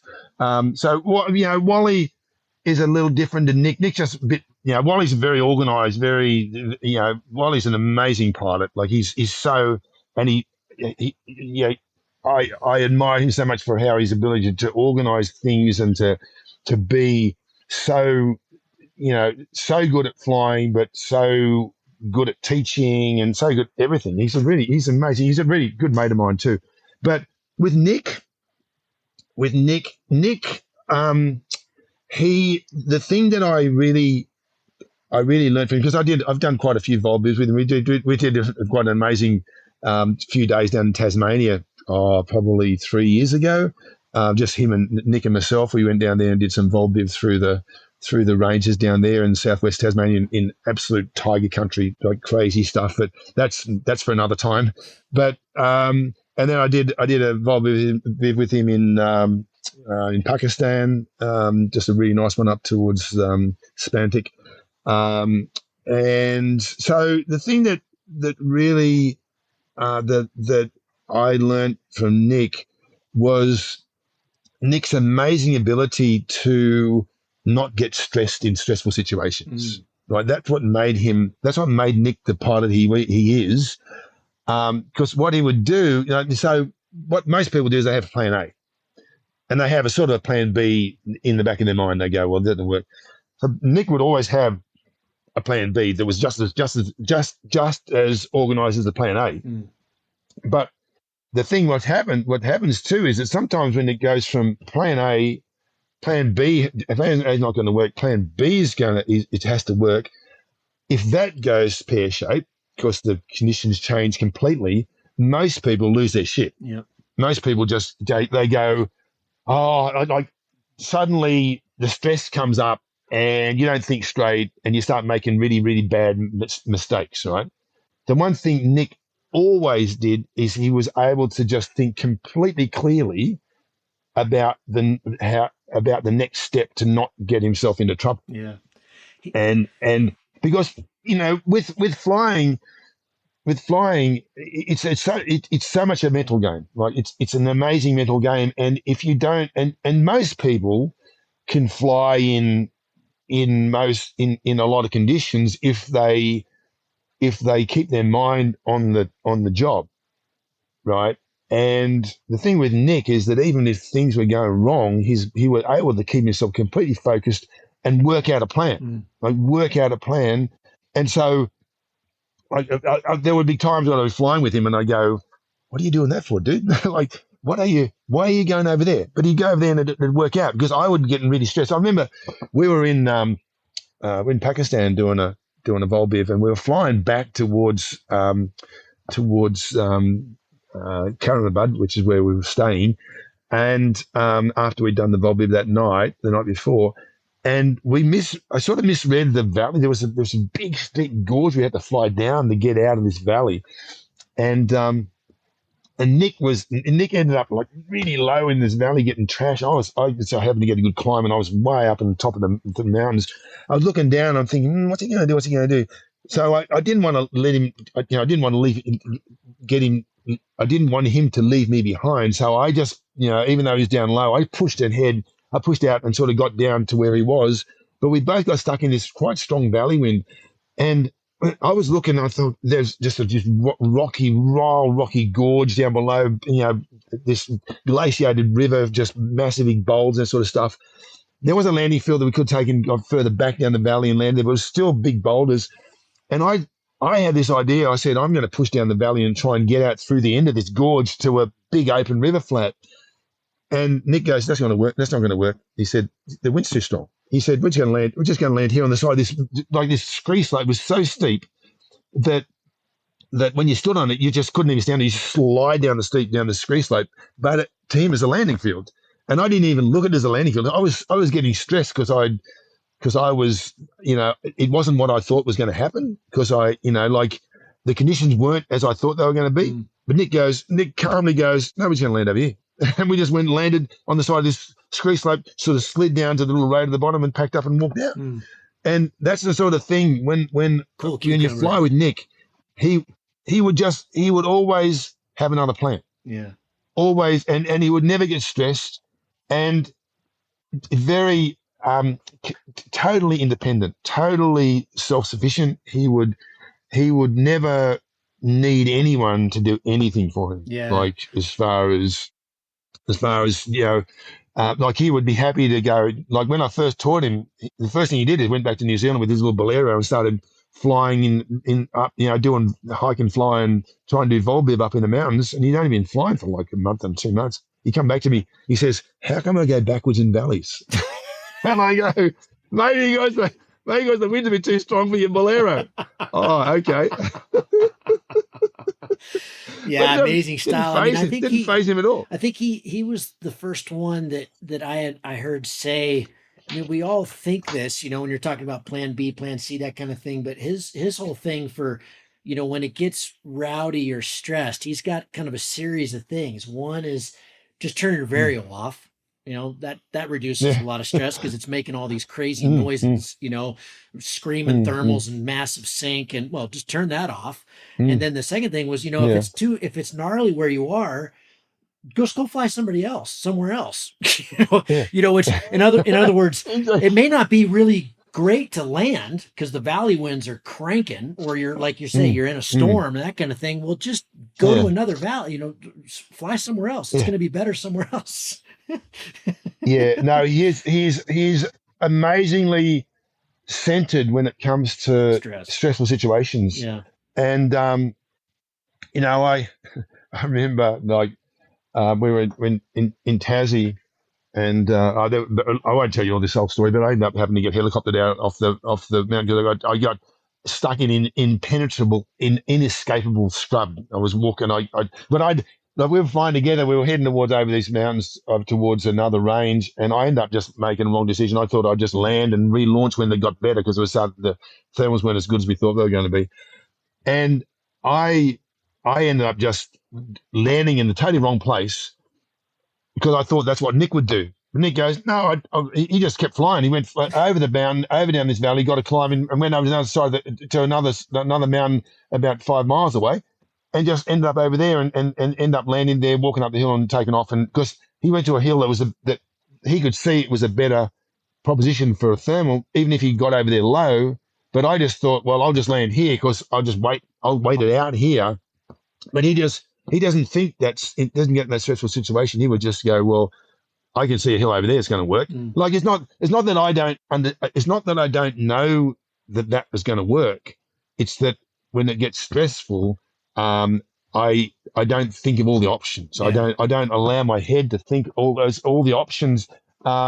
But Nick had that ability to do that. And I don't know. I mean, in your experience teaching all these people all these years, that doesn't seem necessarily like something someone could learn.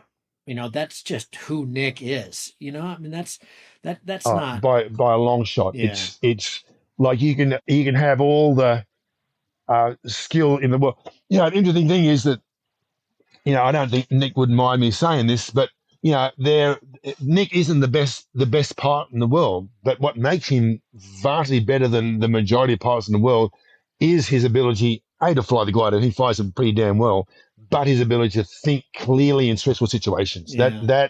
That is, and you've just, you watch what he's done since he had his accident and broke his back.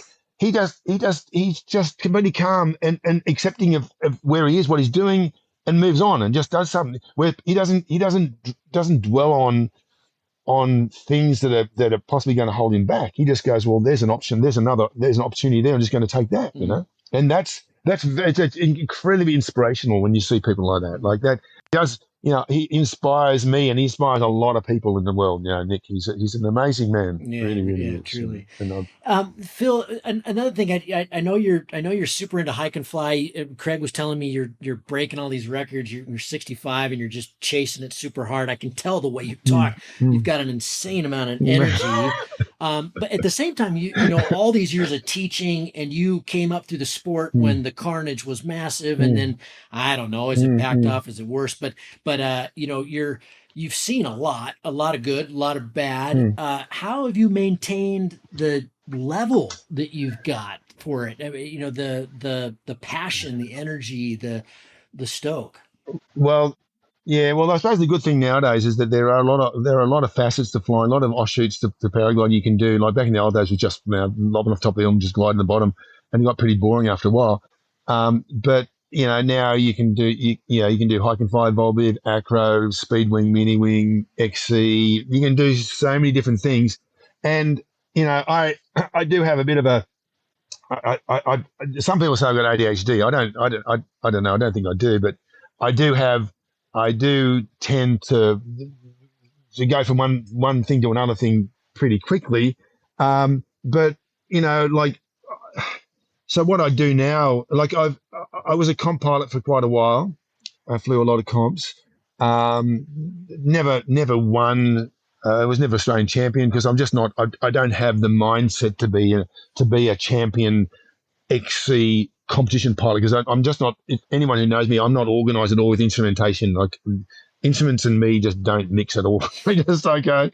I have no idea. Like I'll get on launch in a comp and I'll go, how do I even turn the vario on? You know, and I have no idea. Back in the old days when you have to enter your task, your route manually on the FlyMaster, I have no idea what to do. Nowadays it's great. Just go to QR code, scan the QR, bingo, off you go, off you fly. So I sort of lost. I was a comp. I lost a bit of touch with comp flying, but I've got myself back into comp flying now. I got myself a Boom 12, and I've been flying that. I did pretty well last year in the Australian Nationals and that. Flew it over New Zealand, come third in New Zealand last year in their nationals on the Boom 12. So I'm really I love pushing myself to extremes, to doing things like flying the Boom 12. It's a pretty high end glider, so I'm sort of I'm using that as a bit of a challenge. But when I love one of my passions is hike and fly. So this year I've done 171,000 meters vertical. What? This year since the beginning of the year, 171,000. Holy so shit, that's not, dude. Are you kidding? You got 171,000 meters. You're doing 1,000 meters almost every day. Yeah, some days I'll do 2,000. Okay. Yeah, I'll do 2,000 some days. Okay. But that's a pretty good average. Yeah. So I know. And so the thing is, interestingly, you going to sign up for the X Alps next year? No. So interestingly, I wish. There's a couple of things I wouldn't do. The reason I couldn't do the X Alps, I can't run because I actually have a fused ankle. Right, so one of my ankles is fused for a motorbike. I had a motorbike. I got hit by a car when I was 15 on the motorbike, and it smashed my leg up really bad. So my ankle has actually been fused, but I've got fused. My ankle was fused between the tib and fib and the talisman. So it's the main ankle. So I can't bend my foot up and down. Right, so I can roll it side to side with the lower joint, but I can't put up. So until about 4 years ago, my ankle was getting progressively more and more arthritic because I broke my ankle in 1975, and by 2019 or 18, my ankle was really arthritic, like so bad, and I couldn't walk more than 50 meters without being in severe pain. I was taking painkillers every day, 3 or 4 times a day, right? Just continually feeding myself with Panadol and whatever.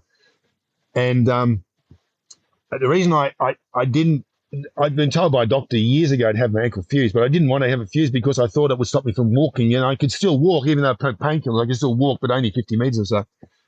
So anyway, and because I thought I had an internal, I thought I had an allergy to titanium, internal titanium, because when I first broke my leg, when I got hit by the car, they put plates and screws in my leg, which all got rejected. My body rejected all the plates and screws. They all end up coming out infected and everything else. So I thought, I had this real fear that if they put anything in my body, plates or whatever, to fuse my ankle, my body's going to say, no, I have to cut my leg off.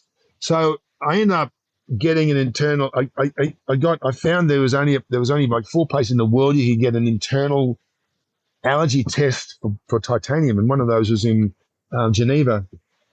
So I was over there I used to go and visit a good mate of mine who lives in Geneva, Patrick Rosa. And he lives just down the road. Yeah. You know Patrick? Yeah, Nivik dealer. He's a really good mate. Yeah, he is. Yeah, he's the Nivik. Patrick and I are really long-time good mates. So anyway, I was staying at his house, and I found that the place was just down the road from his house. So I went down there. I was staying there one year. Went down there and got the test, and they said you're completely okay for titanium. Pure titanium, put in your body, you don't have a problem at all. As soon as I found that out, I went straight to the surgeon in Australia. I said, fuse my ankle. And even though I felt that it would rob me of my ability to walk up hills, I knew that I would be pain-free. So I did it, and then I found out that I could walk up hills without any pain, like no pain. So suddenly I went from not being able to walk 50 meters to walking up hills without any pain at all, and because I use poles to help me a lot. And so the reason I walk up hills now, the reason I do vol-biv is because I can, not because it's because I want to, but it's if you're denied the ability to do something, and suddenly and they'll say, well, you can do that now. If this happens, you just do it. You take the ball and run with it. Yeah. And so I've gone from not being able to walk at all to walking up mountains, and like I'll walk 1,000 meters up the side of a mountain without even thinking about it. The good thing about doing hike and fly here is because the mountains are all small, you do get that 3 or 5 minute break between your hikes to fly down, and then walk up and fly down, walk up, fly down. So like I'll do my normal hikes will be, so I've got a flying site in my property here. So I live in a town called Canungra, and I live on 60 acres. My 60 acres goes straight up the side of the hill. So it's a long, thin block goes top of the mountain. So I walk out my door of my house, walk straight up to my launch site and fly down to my front yard. And the hike up is 270 meters high. So I do 270 meters. So I just did this morning. I walk up, fly down, walk up. I bundle my glide into a like 80-liter bag. I fly a little Gin Griffin 14, and I just go up, walk up pretty fast. I can't run. I can run to launch. So I can launch I'd fly an 11 meter. I weigh 90 kilos. I fly 11 meter gin fluid when I'm flying, when I have the sights to fly it. But normally I just fly a 14 Griffin here because it gives me a good glide. And so I walk up, set up, fly down, walk up, set up. So this morning I did 3 of them. There was a lot of cloud around just as rain was just coming in. So I got 3 in before it started raining. Yesterday I did 6 off another hill that's about 350 meters high. So I did 6 in the morning of that one there. Jeez, dude. You've taken that ball and run really far with it. That's amazing. Well, again, and if you can, honestly, I remember this ex-girlfriend I had this son who was a really nice kid. He was autistic, and so he was the same height as me. Everything, he had he was only 17, 18. Had perfectly physical, able-bodied, and he wouldn't want to do anything with his body. He just sit in front of the TV and watch and play games. And I'm thinking, dude, give me your ankle. Give me your ankle. Because and I'm just thinking, you're wasting it. If he was robbed of the ability to walk, I'm sure and they'd said you can walk now, then you would just start walking. Because you just go, well, I've been given that opportunity to start doing it. And so that's why, even though I've been told by surgeons to have my knee replaced because my knee's pretty stuffed, from using it from when my ankle was really bad, the other knee got stuff. But I don't want to stop, because if you stop, you can't start again. And because you got given this gift of being able to do things, then why not do it? Yeah, I Why mean not do it? But I am lucky. I'm lucky. I live like, so I can do hiking. I can do like 1,500 meters hiking and flying at my property without even starting the car. I just walk straight up and fly down. Yeah. I can, all the sites around here are within maybe 10 minutes drive or motorcycle ride from my house. So I can just go to if it's east, I go over the back of it to another hill behind my property, and that's only a 10-minute ride on the motorbike. So I'll go over there and I can do, so I don't have to worry about driving from Brisbane down to here, which is like an hour's drive. So I'm sure if I lived in Brisbane, or if I lived an hour away from here, I probably wouldn't do as many hikes. But I'm in a place where I can do it. I have a body that can do it, and I think, well, why not do it? I mean, why not do it? My wife's a personal trainer, and she has this saying, if you want to be going upstairs when you're 80, you go upstairs when you're 50. You got to be doing it now if you're doing it, to do it then. Exactly. You want to dance, you got to dance. I do enjoy the challenge of keeping up with people or beating people who are half my age. Oh, yeah. I like up the hills. I do tend to push it a bit. Everyone knows me as a bit of a mountain goat, so I do push it a little bit. It's not because I want to beat them. It's just maybe because I just don't want to come second. I don't know. It's not. Okay, so hey, there's I want to ask you a few questions that are shorter, just because my editor at some point he's going to say, "Dude, we can't just do a 3-hour show." Yeah, exactly. But no, this is awesome, man. But I want to know a few things. Best place in the world to fly, because you've been all over the place. When you're sitting there in Canungra, tomorrow you want to take off and go somewhere, where would you go? Well, if it was closer, and it wasn't such a drag to get there, I love Iceland. Oh, Iceland is amazing. Okay. Amazing. It's not such a, it's a, if you can do XC there, it's amazing for XC, but it's definitely not a good XC place, but if you can get XC there, it's great. It's a wild, windswept adventure paradise for coastal soaring, for strong wind stuff with small wings. It's just, no, it's not a speed wing place. It's more of a mini wing place. It's just because the whole place has got no trees. You just look up a hill, you walk up a hill and take off and fly. It's quite stunning. So I love Iceland. I really, really love it. I certainly love beer, but if you get the beer and you get the mountains and get over the back over towards Manali, it's the most amazing playground for doing vol-biv. It's a beautiful, beautiful place. I do like, I spent a little bit of time in South America early this year in Bolivia, and I'm going to go back to Bolivia there. I found that, I really, really enjoyed that place. Because it's, too. I love, there's a lot of big mountains, the Andes are amazing. I like places that people don't go to. I sort of prefer those places. That's why, not like a lot of people go to Iceland, but they don't go there for flying. They go there just to look around. So when you fly there, there's hardly one there. Beer, the same thing. When you go to the back, there's not that many people flying at the back of beer. In Bolivia, there's only I think there's 20 piles the whole country. It's an amazing place to fly in the volcanoes and get launch heights of 4,000 and 5,000 meter altitude, that sort of stuff. It's quite a stunning place. I certainly, I like flying around Canungra. It's a beautiful area. Flying in my local area has real challenges. You go from small hills to flatlands to back to hills to flatlands again. It's great for triangles. Canungra is a little bit of a problem with sea breeze comes in the summertime, pretty sort of early, 2:00 in the afternoon. That stops you from getting back here. Back to Canungra, because you mostly go west and you have to come back towards the coast to do it out return. But it's got some amazing challenges.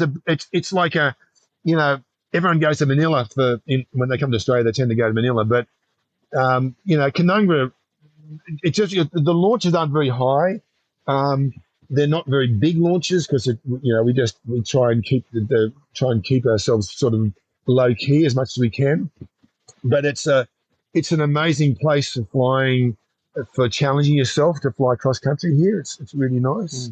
Mm. And I do like Corryong as well. Corryong's a really nice place down just above Bright in Yeah, Victoria. and they have good comps there, That's a nice both place. those places. How Yeah, about this one? yeah. When you look back at your long career of flight and passion and just being in the air, all these hours, Mm, if you could rewind the mm, clock, go back to that, either late 70s when you first got into hang gliding or, early 90s, you were forced into paragliding. What do you what mm. what what do you know now that you wish you could have known then? What could yourself go back to, your 30-year-old self and go, dude, this is what you need to know. Would you change anything? Um, Probably not, because I guess, well, I suppose because I didn't really hurt myself that bad. I did have a major accident in Bali. That's another epic that I could tell you about. That was have you ever been to Bali? I have, yeah, many times. Yeah, so I crashed on Timbers Beach Mm. really badly, and end up 6 weeks in hospital on flat on my back. Eesh. Breaking the pelvis and broke the back and the pelvis Oh, on Timbers. oh And God. and his it's that. So you want to do the quick story about that? That Yes. was a bit of an epic. I just been over to Indo, and we'd done the Indonesian nationals in Java, and we're on our way back to Australia, and I thought I'd just drop in and see a few people. I'd taught them how to fly. They lived in Bali in Kuta, but they were but but I taught them in Australia how to fly. And so we came back. This is in '95. So there's hardly anyone flying paraglides in Bali at all. Timbers Beach, you get Timbers and there'll be no one flying, right? Yeah. So I was spending about 3 days in Kuta, and I didn't find a Timbers a little bit, just cruising around. I had an Adele Energy.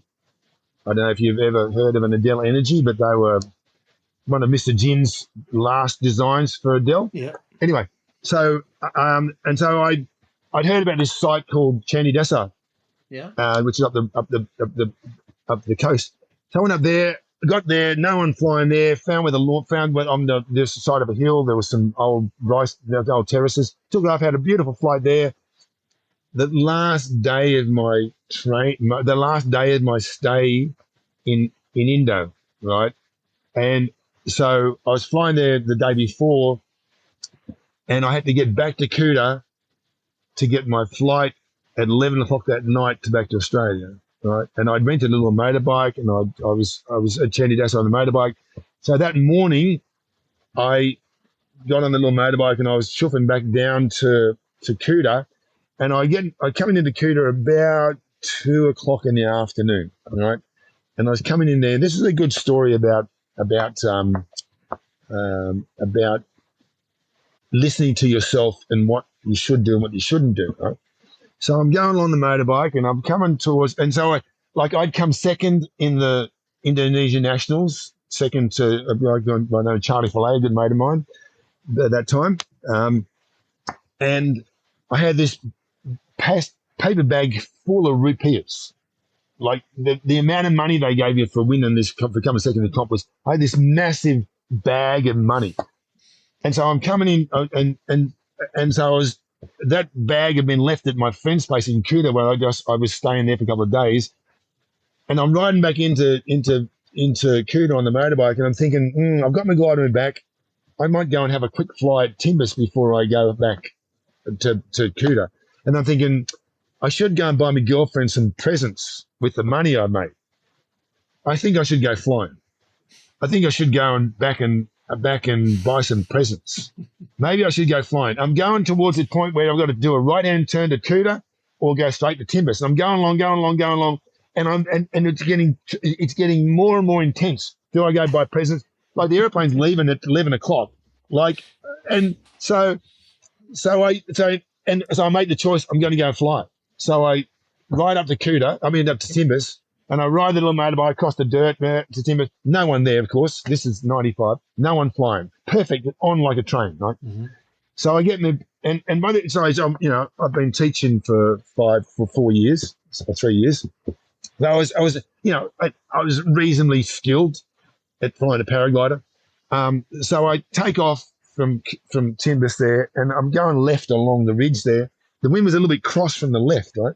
So I'm pushing along the left, and when you go to the left, you go along, and the ridge cuts around a little bit, and there's a bit more of a bowl that faces more into that left wind, right? Yeah. So I'm going along there, and there's some little temple up there, and I'm cruising around by myself, having a fat old time, like really cruising around, enjoying it. And I'm looking at my watch, and I'm thinking, I really shouldn't eat. I need to go back. I really do need to go and land and go back to Kuta. So this is the last day of my last flight of the last day of the comp where it always I'd won all this money. I'd have all these really good flights, right?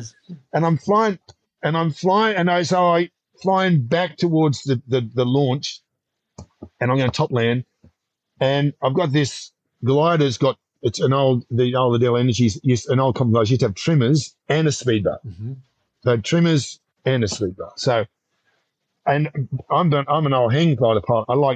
I like the speed rush you get about doing a fast run along a ridge, So I've got a slight tailwind because the wind's coming up my ass a little bit, and I'm flying down the ridge, and I've got the bar full on. I'm flying really close to the ridge, screaming along on this energy, getting a good ground rush because I'm a little bit tailwind. And then I decide, I have no idea why I decided to do it, I let the trimmers full open.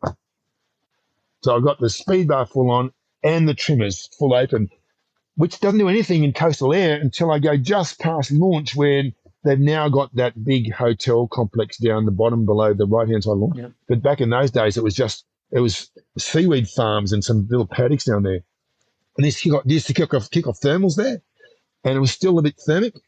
And I went past launch, and Charlie was on launch. Charlie Fillet, he'd been traveling with me.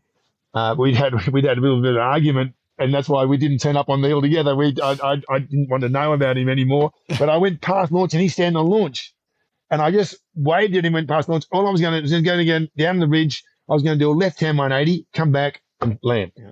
And I went down, and I went about probably 300 meters past launch, and got this massive asymmetric on the right-hand side, and went straight into the hill. Yeah. Like straight into the side. Like it was more, actually sort of a bit of a glancing blow as I went into the hill. I sort of hit sort of on my left side in a glancing blow into the side, into rocky, shitty, cactus-covered side of a cliff, right? And Charlie saw me. He saw the big collapse and just saw me go and disappear. So luckily, and I'm just lying there, and I'm trying to feel my feet, and I could feel my toes, which I thought, well, that's good. And I moved my right leg. I thought, that's good.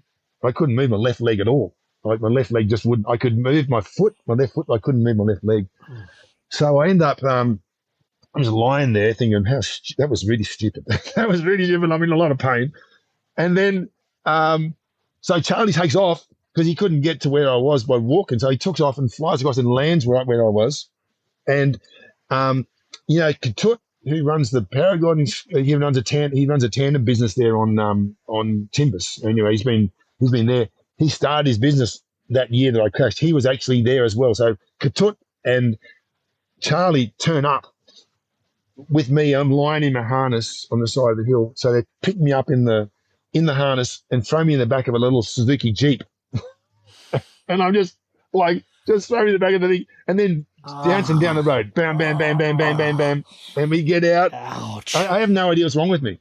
Right? So I know I've got excruciating pain in my groin. I thought I'd just torn ligaments in my groin. That's what I thought I'd done because I couldn't move my leg. I thought, I probably torn tendons or ligaments or something.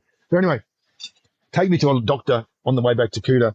Doctor goes, I think you should go to the hospital. And I went, I'm going home. And now, one thing you got to learn about when you go overseas, it's a good thing to have travel insurance, which I didn't. Yeah. I'd admitted to take travel insurance, so I had no way I had no way. I wasn't about to ring up travel insurance company so get me home. So the guys got me in the back of the little Suzuki and they say, "What do you want to go to hospital?" I said, "No, go to my mate's place." So they drive me to my friend's place in Kuta, and I'm lying there on the bed, still haven't had any painkillers, and the girls. So there was a guy and his girlfriend who I'd taught how to fly, and his girlfriend had some period pain tablets, and she gave me a period pain tablet. Said, "That's all I've got. I don't have anything else to give you." So she gave me this one tablet, and I'm lying there on the bed. I'm lying on this bed, and the pain's getting worse and worse and worse and worse, and the time's getting closer and closer to the time I need to go to the airport to get in the airplane if I'm going to get home, and I'm thinking hospital, airport, hospital, airport, hospital, airport, and then finally I go. Take me to the airport. Oh, so I get up and I hobble out to the car, and they throw me in the back of the car and they take me to the airport and I said, I can't walk. So they get a wheelchair and they take me to the check-in desk. God, no and, way. and the lady goes, "What's wrong with you?" And I said, "I've just hurt my ankle." She said, "Oh, it's okay. You can get on the airplane, but you can't take the wheelchair on the airplane." So it was a 747. It was a red-eye flight back from Bali. At leaving at 11, I was going to get back in Brisbane at like 8 o'clock in the morning, something like that. Oh, my God, anyway, no way. There's no way you did this. So I get they push me to the front door of the airplane, and now I've got to get out of the wheelchair. I still have no idea what's wrong with me, right? I can't move my left leg. Broken pelvis So and a broken back. No, I have no idea. So I'm using the seats like crutches to get down, and luckily they gave me a emergency exit row, which I don't know why they do that, but they gave me. So I lay back, put the seat back, and I actually went to sleep, and I actually slept almost the whole way. I don't know why. It must have still been a lot of adrenaline going on. And so I get home, and I ring so the people who come and pick me up with my girlfriend's parents. Now my girlfriend at that time, she was paragliding in Europe. She was doing a trip in Europe, and she was in Spain somewhere paragliding. So she wasn't there to meet me, but her parents were, and they're very, very hospitable Germans, right? And so I said, "Don't be surprised if I come out in a wheelchair because I've hurt my ankle, but I should be okay." So I didn't want to worry, So they turn up. I come out to the car park in a wheelchair. I jump in the back of the car, and then we go back, and they said, "Oh, you just come on the airplane. You want some breakfast? You want to come home and have some breakfast?" And I'm going, "Oh, because they're really hospitable. They really wanted to look after me." And I go, okay. So we go back to their place, and I'm sitting at there. So I'm sitting. They give me a little bit of a help to get into the house. I'm sitting at the kitchen table having breakfast, and the pain is just getting so bad in my groin, and I'm thinking. And I say to them, I need to go to the hospital. And they said, "We'll drive you." I said, "I'll drive myself. It'll be fine. I'll drive myself." So I crawl out to the car. I get in the car, and I drive to the hospital. And I get to the car park, right? And I'm in the car, and then I think, I can't get into the hospital because I can't walk. So I find an umbrella in the back of the car, and I use it like a crutch, and I walk across the car park into the emergency with this umbrella, and I get into the emergency, and the lady goes, "So what's happened with you?" I said, "I had a bit of a crash." She said, "Well, fill this paperwork and go and sit over there in the waiting room." And I said, "I'm sorry, I can't sit anymore." I said, "I've got to lie down. I've got to lie down because I'm in a lot of pain." She goes, "Oh yeah, okay." So they get a little trolley out. They put me in the trolley and they push me into the hallway, and I'm lying in the hospital. And then they take me into the X-ray and do all the X-ray stuff. And they come out, and I'm lying in the line, and I'm just lying there. I think they've given me a little bit of painkillers by now, and I'm lying on the bed. And then I remember the doctor comes out, and he says, "I'd make myself very comfortable on that bed if I was you." I said, "Why?" And he said, You're going to be there for 6 weeks." Oh, I said, 6 weeks? What's that? He said, "Well, you're breaking your pelvis in 2 places and breaking your back."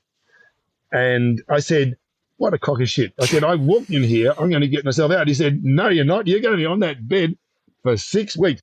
And it turned out that I was flat on my back for 6 weeks. I wasn't even able to sit up for 6 weeks and it was exactly 6 weeks from the time that I went in there to the time I was actually could sit up. 6 weeks. And if I so like, You're I don't know if you know about freaking broken pelvises, crazy. but You're pel- crazy. I can't imagine the pelvises. pain. You must have the highest pain tolerance in So, the world. but broken pelvises quite often sever femoral arteries. Yeah, Right, quite often, a lot of people bleed to death by having a femoral artery severed by a broken pelvis. totally. I am so lucky I didn't do that. I have no idea how I did, but it broke through the hip joint, like right through the middle of the hip joint and through the bottom of the pelvis was broken. So I'm Wow. lucky it didn't displace. If it displaced, I would have been dead. But anyway, Game so over. that sort of so since then I haven't had an accident because I learned from that one that you don't use trimmers and speedboat at the same time. That's the takeaway. But also, but also, if your head's telling you don't go, don't go. Yeah, Like if no, someone, go buy presents. if you're going Go to go buy and buy presents. presents for your girlfriend, do that exactly. You're a long time herder dead. That's Anyway, amazing, and an amazing place uh, to stop. That's incredible. I can't. So you did it like a tuck tuck drive, and you lay down in the thing, and then back to the airport, and then a red eye flight, and then oh, then the breakfast. Go just, have some breakfast before you go to the then the hospital. breakfast, and all with Jesus. a broken pelvis and a broken back. But interesting that a good mate of mine, Alex Yashenko, Yes. who still has the Australian distance record. He was one of my team pilots, my gin team pilots, years ago. I was flying with him In in Pakistan. Pakistan when he broke. Oh Yeah, wow, I you were was there. there. I was there with him on that day. Oh Yeah, wow. and that was another one of those things where all the Swiss cheese was coming together. That was like, of course, they'd had, there was, no, I'm not going to say too much about this, but there was so many things Little red that flags. were red flags. Don't do it, don't do it, don't do it, don't do it, don't do it. And then it happened. And, and a big part of it was just bad luck that he hit the ground the way he hit the ground, which caused him to break his neck. But, like when, it's really, really hard. It's incredibly hard to see those red flags yourself. And it's even hard for people who are around you to see them until after the fact. And you go, that was so obvious. But at the time then they're not obvious to a lot of people. But but certainly I've known a lot of people who've had accidents where all the holes in the Swiss cheese all lined up and bang, they went. And it's, and it's sad, because Alex is a really good mate of mine, and he's, obviously he's in a really bad way now, and you just think if only one of those things hadn't happened, he would still be totally fine, So that's the one thing about flying that whenever I take off in a paraglider, I'm still always, um, uh, like I keep in mind that if I do it wrong, I can kill myself. Like Yeah. and I feel that a lot of people that fly don't fully appreciate how much they're putting themselves at risk when they're flying paragliders. Because paragliding is the most amazing thing. As I said, I've been flying for over 30 years and love the sport. I like the challenge. I like the rewards, but I'm also really, really mindful of how fast things can go wrong and how little control you have over the environment you're in. You have no control of the environment. You Yeah. have control of where you want to go in the environment. But a lot of people, I know, they just fly around with their head in the clouds almost. Basically they just cruise around, and you know, and that's why a lot of people have accidents in paragliders. It's because paragliding is so easy to do. It's like if you can't fly a paraglider, you won't fly anything else in the world, because they are to actually take off and fly in a straight line takes no skill at all, pretty much. Well, it takes no skill to fly straight. It takes a bit of skill to take off, Yeah. but when things go wrong, they go wrong really fast in paragliders. And luckily that I've known Jin for many years, almost 30 years. And I take my hat off to guys like Jin who are able to design. They've they've they've they've perfected the design of paragliders so they are so forgiving. Like the new paragliders are just so amazingly forgiving. And it's to the full credit of people like Jin and and like the other guys, all the designers, Hannes and those guys who just design the most amazing gliders that are so forgiving now that weren't that way back in the old days. But what it's done is let people who have no skill and almost, I shouldn't be like this, but have no right to be in a paraglide. Mm-hmm. That's the one thing it's almost if I don't like paragliding, it's because paragliding makes it too easy for people who shouldn't be in the air to be in the air. Yeah, I mean, Russ Ogden has a saying about that. It's not a sport. Yeah, Russ Ogden has to say about that it's incredibly easy to fly a paraglider. It's incredibly difficult to fly it well. It's incredibly easy. Most people are being carried as a passenger in the glider. They're not integral to the glider. Because the thing with a glider, that's what I try and make my students understand, is that the glider you are part of the glider. Like the glider is the only aircraft in the world that will not fly without the pilot. Yeah. Every other airplane in the world, you can jump out and it'll fly by itself. But a paraglider is completely not an aircraft if you're not in the seat. So you are not just the pilot; you are integral to the glider's ability to fly. Yep. And so you need to think of yourself as being part of a machine in the air, part of the device in the air, rather than I'm just flying this glider. Right? It's like, and you watch people who are really good. It's an extension of their body. It's the way they move with the glider. It's like watching someone who knows how to ride a horse really, really, really well. They don't look like they're even riding the horse. They're part of this big animal that's riding around. And the same thing with paraglide. The paraglide is so big and so light and so powerful, but you're a big part of it. You're 90% of the aircraft. A human is 90% of the aircraft. Yeah. The thing that I've never been able to totally wrap my head around, and something we talk about on the show all the time, is what you talked about with red flags, right? That your ignorance in the beginning, you don't know what you don't know, but it happens at every level: expert, intermediate syndrome, expert halo syndrome, the beginner, because you don't know what you're doing. But it's when you dissect it, when you look back at the accident report, it's just the same as skiing backcountry. There's always, if you could just take one thing out of the equation, the accident probably wouldn't have happened, right? So there's always these things. Exactly. But like with you, if that hadn't happened, we all need cheap mistakes. Hopefully we don't have the big asymmetric collapse and smack into the side of the cliff and break our pelvis and break our back. But if that hadn't happened to you, it'd be hard for you to recognize the next time. You know what I mean? It's totally. How the frick do we teach people, and that's the problem, is recognize the red flags? Well, is this a red flag or is it not? Or is it, I mean, you got to listen to that little devil and the little angel on your shoulder. But I can tell you in the X Alps, there's all these times where it's really intense but you just got it. You can't listen to the devil. You gotta fly. You're going to deal with this, and you do. Yeah. But anytime outside of the race, that would be a massive red flag. Like, dude, this is not a day to go tempt fate. And it is teach people that it's impossible. I don't know. Is it? I don't know. What do you teach your students? Well, certainly.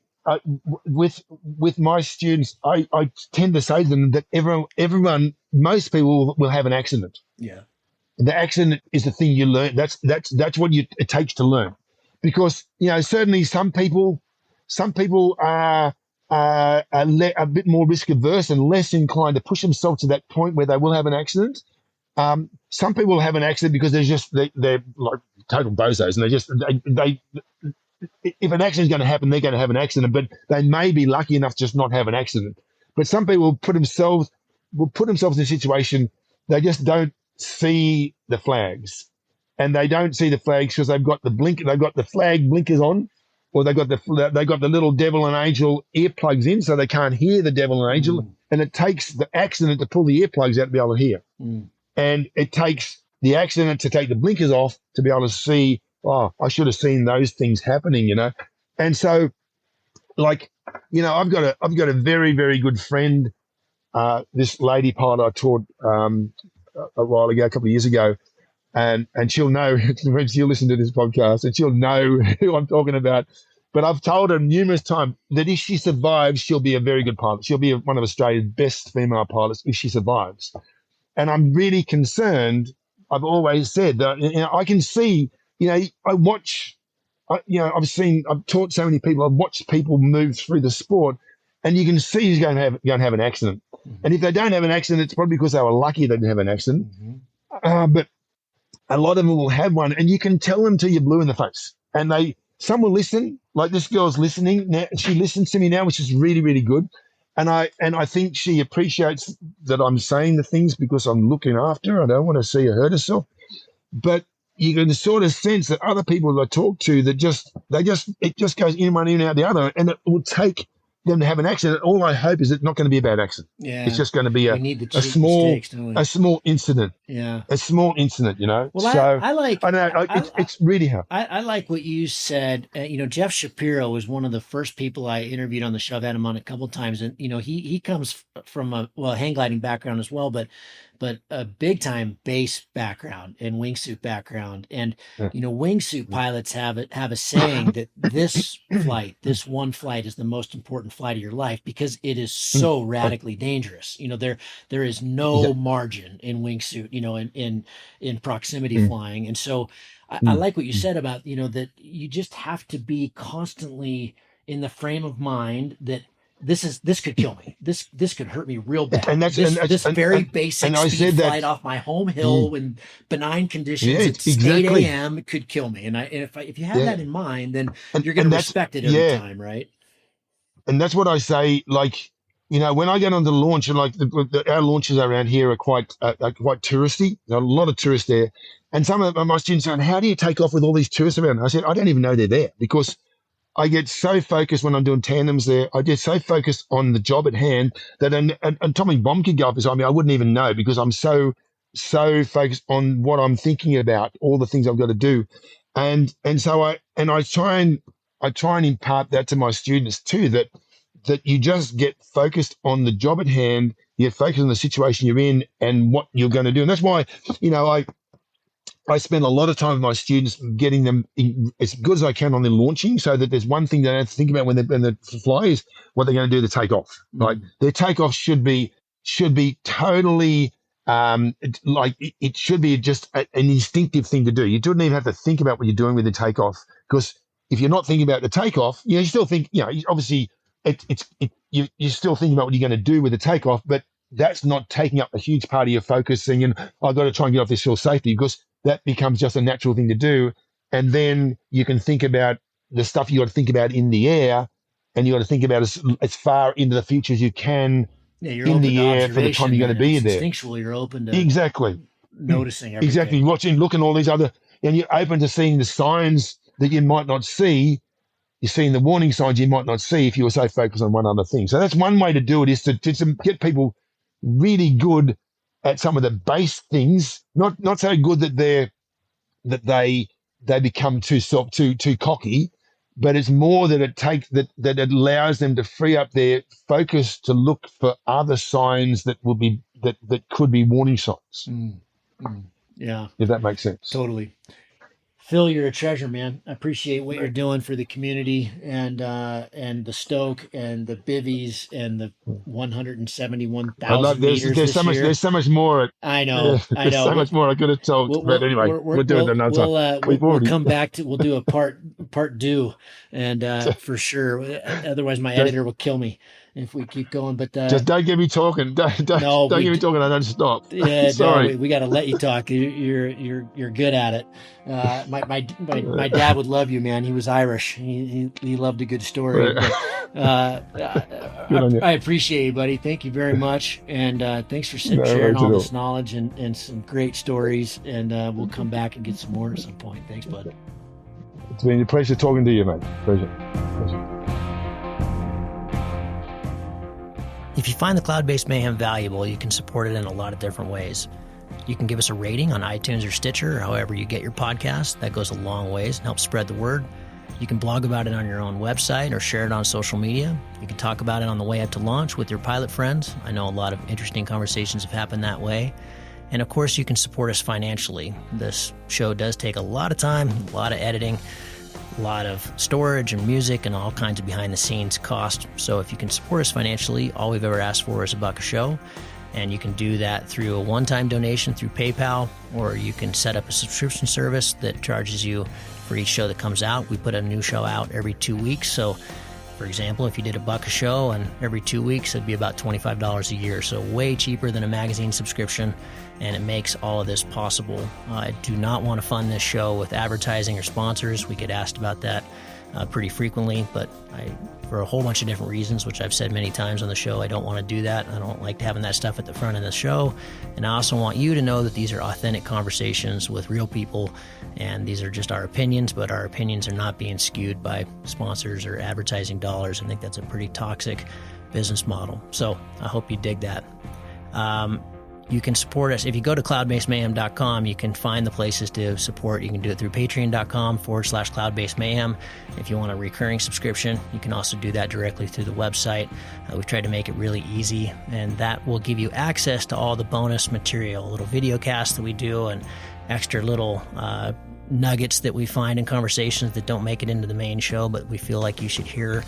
We don't put any of that behind a paywall. If you can't afford to support us, then just let me know and I'll set you up with an account. Of course, that'll be lifetime, and hopefully you're being in a position someday to be able to support us. But you'll find all that on the website. All of you who have supported us or even joined our newsletter or bought Cloud-Based Mayhem merchandise, t-shirts or hats or anything, you should be all set up. You should have an account, and you should be able to access all that bonus material now. Thank you so much for listening. I really appreciate your support, and we'll see you on the next show. Thank you.